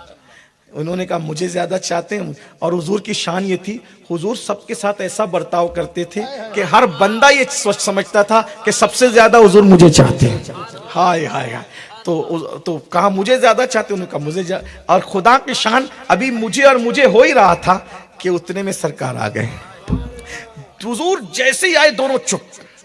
تو ایسا ہوتا ہے نا کہ جب اچانک ہم آ جائیں چپ ہو جائے تو اندازہ ہوتا ہے کہ یہ کچھ کر رہے تھے, کچھ بول رہے تھے, چپ ہوئے, کیوں چپ ہوئے, ہے نا. حضور نے مسکرایا, کہا کیا کہہ رہے تھے, کیوں چپ ہو گئے. تو سرکار مولا علی نے کہا حضور یہ کہہ رہی تھی کہ یہ آپ کو زیادہ محبوب ہے, اور میں کہہ رہا تھا کہ میں زیادہ محبوب ہے. اب آپ آئی گئے تو آپ بتا دیجئے. حضور نے کیا جواب دیا, ہائے ہائے ہائے. کائنات میں تول لیجئے, ایک طرف کائنات کا حسن رکھیے, دوسری طرف حسن الفاظ مصطفیٰ رکھیے. میں نثار تیرے کلام پر ملی یوں تو کس کو زبان نہیں. وہ سخن ہے جس میں سخن نہ ہو, وہ بیان ہے جس کا بیان ہے. فصحى عرب کے بڑے بڑے تیرے آگے یوں ہیں دبے لچے. کوئی جانے منہ میں زبان نہیں بلکہ جسم میں جان نہیں. کروں تیرے نام پہ جا فدا, نہ بس ایک جا دو جہاں فدا. دو جہاں سے بھی نہیں جی بھرا, کروں کیا کروڑوں جہاں. سرکار نے فرمایا علی تم سے زیادہ فاطمہ مجھے محبوب ہے. جملہ دیکھیں, تم سے زیادہ فاطمہ مجھے محبوب. فاطمہ تجھ سے زیادہ عزیز مجھے علی ہے. محبوب فاطمہ زیادہ ہے, عزیز علی زیادہ ہے. ارے دونوں کا ترجمہ کر کے دیکھو, یا تو یہ کہو یا تو یہ کہو. یہ حضور علیہ السلام کی شان. بہرحال تو انہوں نے تو جب بھی بچوں سے کہا کریں, اپنے بچوں کو کہا, لیکن صحیح کہا کریں, منافقت نہیں کرنا بچوں کو کہ تم مجھے سب سے زیادہ. میرا ایک بیٹا, میں اس سے کہتا ہوں کہ تو سب میں زیادہ پیارا ہے, اور ہے بھی ایسا ہی. دیکھو بچوں سب سے پیار ہوتا ہے, لیکن کسی کسی پہ دل زیادہ آتا ہے, اور یہ اپنی بس میں نہیں ہوتا, اپنے بس میں نہیں ہوتا, بلکہ جو ہے وہ یہ قدرت کی طرف سے ہوتا ہے, اور اس میں آدمی کا اختیار نہیں ہوتا. لینے دینے میں تو ہم انصاف کر سکتے, لیکن محبت میں ہم انصاف نہیں کر سکتے, کیونکہ وہ اپنے بس میں نہیں ہے. تو اللہ کا شکر ہے میرے یہاں غوث پاک کے غلام بھی ہیں اور کنیزیں بھی ہیں، لیکن ایک بیٹی پیار سب سے زیادہ پیاری ہے، ایک بیٹا سب سے پیار سب سے اتنا ہے، دوستوں کی طرح ماحول ہے۔ میں اپنے بھائیوں سے کہتا ہوں، اکثر سب سے کہتا ہوں کہ سب سے پہلے اپنے بچوں کے دوست تو تم بنو۔ بچوں، ماں باپ چاہیے کہ وہ پہلے اپنے بچوں کے، میرے بچے میرے دوستوں کی طرح، میں ان کے ساتھ، وہ میرا انتظار کرتے رہتے ہیں الحمدللہ۔ لوگ کہتے ہیں میں گھر جاتا ہوں نا تو میرے بچے ڈر کے مارے چھپ جاتے ہیں، تو ظالم ہے۔ نہیں، بچوں کو چھپنا نہیں چاہیے، بچوں کو تیرا انتظار کرنا چاہیے۔ ہاں لیکن اتنا بھی ہے کہ محبت اور دوستی میں اتنا مت گھل جاؤ کہ بچے گھول کے پی لیں۔ دوستی بھی قائم رہے، محبت بھی قائم رہے، لیکن جس دن دیر ہوشیاری کرے، آنکھیں بڑی ہو جائے، تو پھر وجود پہ کبھی بھی طاری ہونی چاہیے۔ باپ کا روب بھی یہ ہونا چاہیے، ہاں یہ بھی آپ کو، ورنہ اعتدال ہو، بہرحال بات دوسری سمت نہ جائے، تو اظہار محبت ہونا چاہیے، اس میں بہت اچھا لگتا ہے۔ کبھی بیوی سے بھی بیٹھ کے کہا کرے میں تم سے محبت کرتا ہوں، کرو تو کہو، لیکن ادھر ادھر دل اٹکا ہو بلی کے چھچڑے کی طرح۔ آج کل تو یہی حال ہو گیا لڑکوں کا، نوجوان لڑکے، جیسے بلی کی نیت چھچڑے میں ہوتی ہے ویسے ان کی نیت ادھر دیکھا ادھر دیکھا ادھر دیکھا۔ لا الہ الا اللہ، یہ کوئی میں گالی نہیں دے رہا ہوں، لیکن یہ بات اچھی نہیں ہے، یہ بات منحوس ہے، بے برکتی ہے، روزے سے برکت اٹھاتی ہے یہ چیزیں۔ ماں باپ سے بھی کبھی کہا کرو نا میں آپ سے محبت کرتا ہوں، اس میں بہت لطف آتا ہے۔ لڑکے نے کہہ دیا، ابراہیم مزدور نے، کتنی خوبصورت ہو تم، میں تم سے محبت کرتا ہوں۔ محبت کر لی، لڑکی بھی تھی نا، اس نے کہا ابراہیم میں جتنی خوبصورت ہوں اس سے کم خوبصورت تم نہیں ہو۔ بلکہ ابراہیم نہیں کہا، اس نے کہا کہ لڑکے تم بھی بہت خوبصورت ہو، تمہارا نام کیا ہے؟ کہ میرا نام ابراہیم ہے۔ لیکن تم کون ہو؟ کہا میں بلخ کی شہزادی ہوں۔ ابراہیم نے کہا میرے ساتھ شادی کرو گی؟ دیکھیں پہلی ملاقات ہے، یعنی وہاں کوئی دل میں گندگی پاپ منافقت نہ تھی، ملاقات ہوئی بات ڈال دی، یہ کوئی جرم نہیں ہے، شادی کرو گی؟ لیکن وہ لڑکی تھی، بیٹی تھی، بیٹی آگ کی پیٹی نہیں تھی۔ آج کل کی بیٹیاں ہیں کہ آگ کی پیٹیاں ہیں، بس انہوں نے تو فیس بک پہ رشتے خود ہی طے کرنے ہیں، گارڈنوں میں رشتے خود ہی طے۔ یاد رکھنا شریفوں کے رشتے ہمیشہ بڑوں کی مرضی سے طے ہوتے ہیں۔ کسی پہ دل آ جانا یہ جرم نہیں ہے، لیکن اپنی مرضی سے رشتے طے کرنا یہ شرافت کے خلاف ہے۔ لڑکی کا جواب سنیں، لڑکے نے کہا مجھ سے شادی کر، لڑکی نے کہا میرے ابا سے بات کریں، اگر ابا کو آپ نے راضی کر لیا میں آپ سے محبت کرنے لگی ہوں، ایک ہی ملاقات میں، ابا کو راضی کر لیں میں شادی کر لوں گی۔ تو آپ کے ابا کا بلخ کے بادشاہ ہے نا میرے ابا، آپ آ جائیے گا۔ مزدور جس کا جھوپڑا ٹاٹ کا بسترا، صبح کماتا ہے شام کو آتا ہے، شام کو سو جاتا ہے، لیکن محبت بہت بے باک ہوتی ہے۔ صبح ہوئی، ابراہیم اب تو سو کیا سکتے تھے، اب تو اور چین گیا، نہ نیند نینا نہ انگ چینا، نہ آپ آئیں نہ بھیجی بتیاں۔ یہ امیر خسرو کا مصرع ہے، یہ کہیں اور نہیں گئے ہم، لیکن بہرحال محبت ہوتی ہے تو ایسے ہی ہوتی ہے۔ سخی پیا کو جو میں نہ دیکھوں تو کیسے کاٹوں اندھیری رتیاں، زحال مسکین مکن تغافل تو رائے نینا بنائے بتیاں، کتاب ہجرا نہ دارا میں جاں نہ لے ہو کاہے لگائے چھتیا۔ امیر خسرو وہ شاعر ہے جس نے پہلی مرتبہ 3 زبانوں میں ایک شعر کہا، یہ وہی کلام ہے جس نے 3 زبان میں ایک شعر کہا، یہ ہے امیر خسرو، بڑی ہستی ہے۔ تو صبح ہوئی ہے، چلے جناب بادشاہ لوگ دربار، آج تو کارپوریٹر بھی بیچارہ گھر کے آنگن میں نہیں بیٹھتا کسی کی فریاد سننے، اس دور میں بادشاہ لوگ بھی روزانہ صبح کو بیٹھتے تھے، کوئی ظلم سہنے والا تو نہیں، کوئی ضرورت مند تو نہیں، تو دربار عام لگتا تھا، اس کو دربار عام کہتے تھے۔ صبح گئے دربار، آپ کی کیا خواہش ہے؟ میں ابراہیم ہوں، میں مزدوری کرتا ہوں، آپ کے سامنے میرا جھوپڑا ہے، آپ کیا چاہتے ہیں؟ کہا آپ کی بیٹی کا رشتہ لے کر آئے۔ ہائے ہائے ہائے، بادشاہ سے کہا بیٹی کا رشتہ ہے، کیا شریف تھے اس وقت کے بادشاہ، بھی دین جانتے تھے۔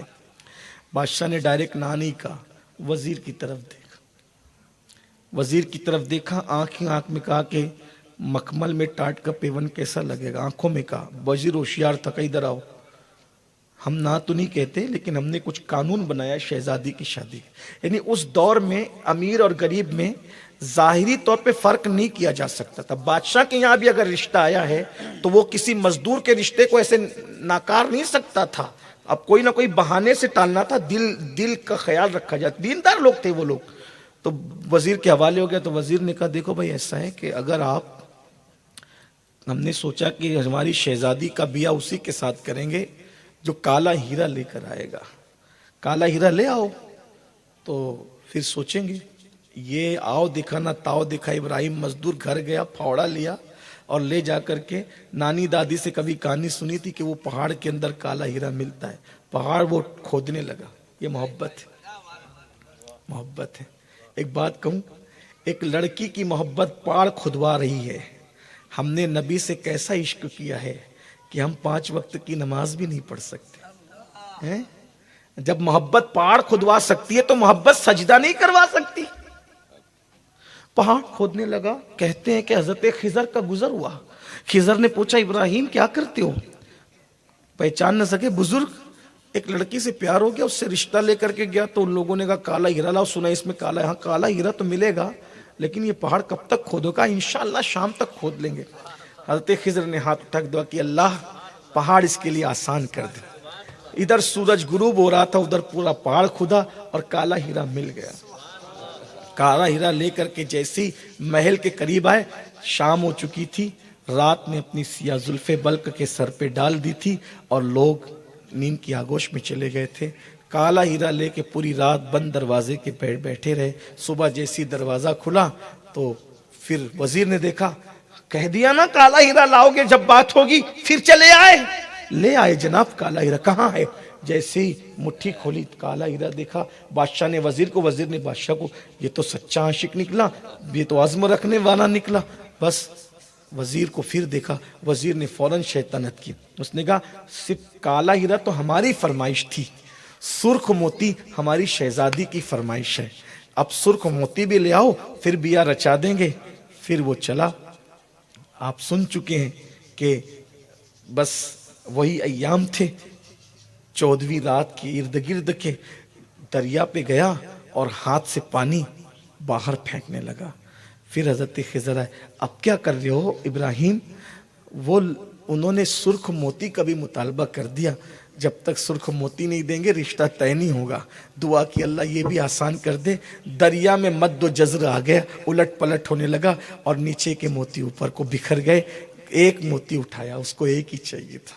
اور جب گیا تو کہا نا آپ سے کہ سرخ موتی اب شہزادی کی فرمائش ہے. مٹھی کھولی، لے آئے جناب سرخ موتی بھی لے. خدا کی شان، عشق والوں کا امتحان ہوا ہی کرتا ہے. جیسے ہی سرخ موتی دکھایا، بادشاہ وزیر دیکھ رہے تھے. اچانک پورے محلے میں پورے محل میں ہڑبنگ مچ گئی، شور ہوا، شہزادی بیمار ہے بیمار ہے بیمار ہے. ایسے میں اچانک وہ شور میں بادشاہ بھی اٹھ کر کے چلا گیا، وزیر بھی چلا گیا. یہ سرخ موتی پکڑے رہ گئے ابراہیم مزدور.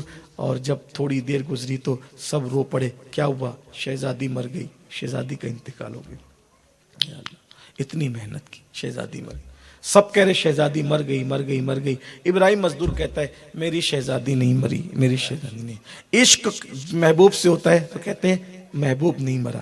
ارے جب شہزادی سے عشق ہو جائے تو مرنے کے بعد بھی اس کو مردہ نہیں مانتا. جس کو آمنہ کے لال سے عشق ہو جائے وہ ان کو مردہ کیسے مان سکتا ہے؟ کائنات جس کے صدقے زندہ ہے. تو زندہ ہے واللہ، تو زندہ ہے واللہ، میرے چشم عالم سے چھپ جانے والا. سب لوگوں نے شہزادی کا جنازہ تیار کیا، لے گئے دفن. یہ بھی پیچھے پیچھے چل رہا ہے، رو رہا ہے شہزادی نہیں میری شہزادی نہیں.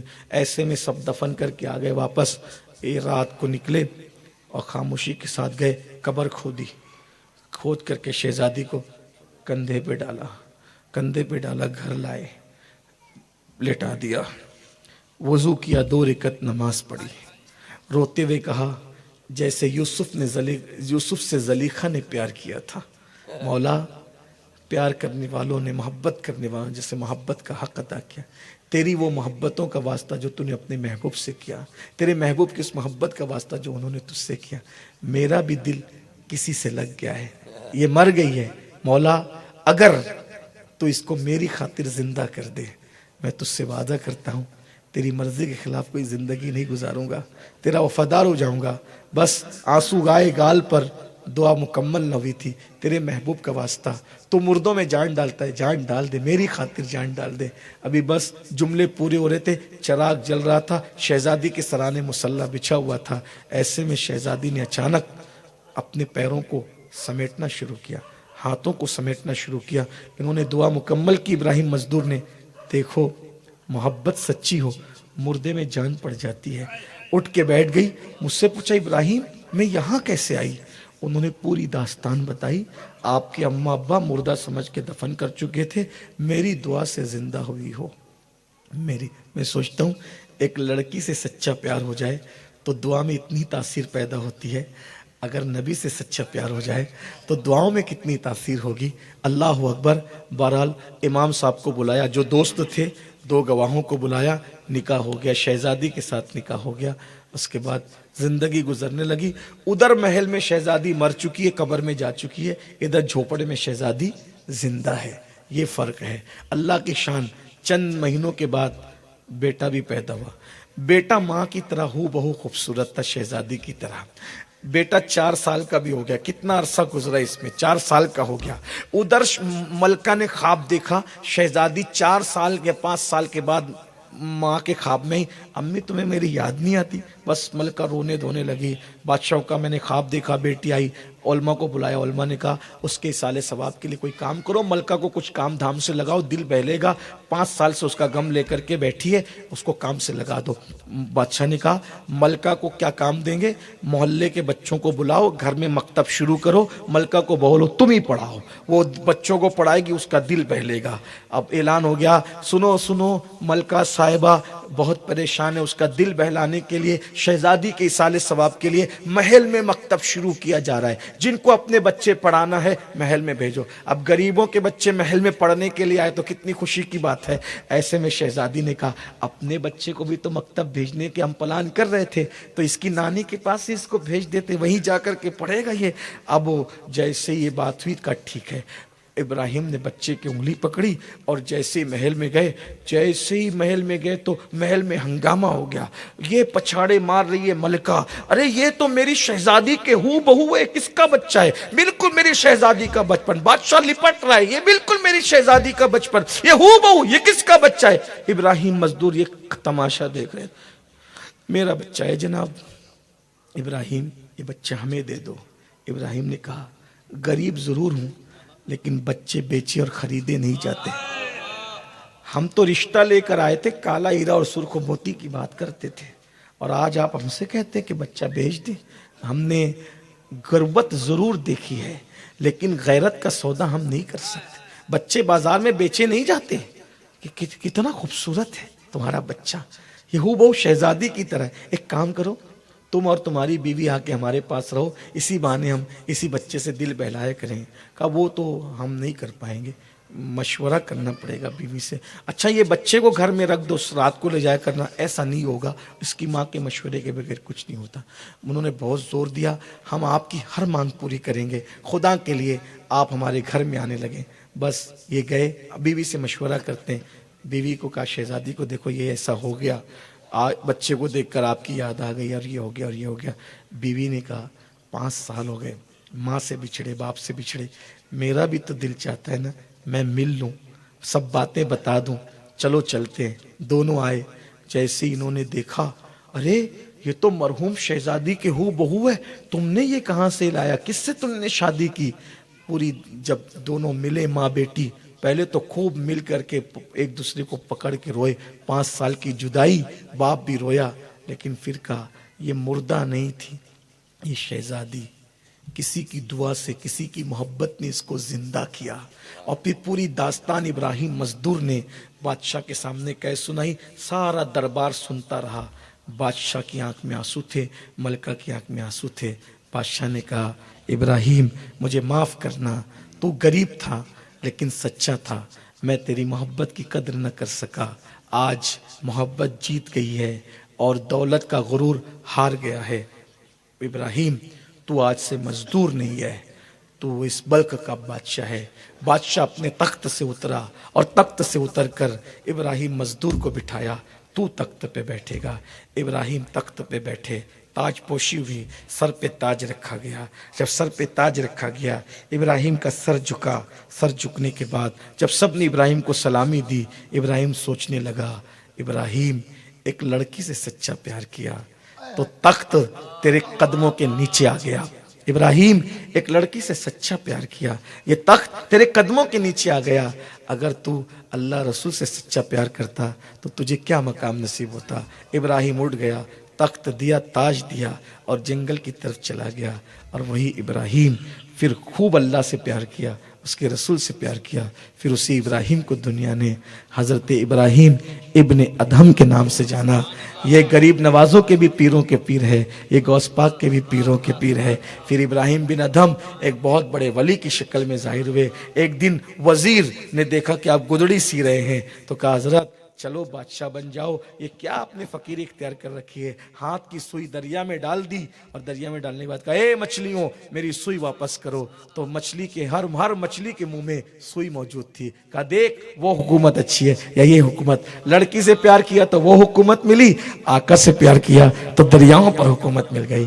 یہ ہے محبت۔ محبت کوئی ہو بلند کرتی ہے، لیکن میں ایک بات کہوں گا، آؤ مجازی عشق سے حقیقی عشق کی طرف آؤ۔ دنیا والوں سے محبت کرو گے لوگ عزت کریں گے، آمنہ کے لال سے محبت کرو گے فرشتے عزت کریں گے۔ نکیرین کرتے ہیں تعظیم میری فدا ہو کے تجھ پہ یہ عزت ملی ہے۔ محبت کرو، ایک مشن اپنا لو، محبت کرو، محبت ملے گی۔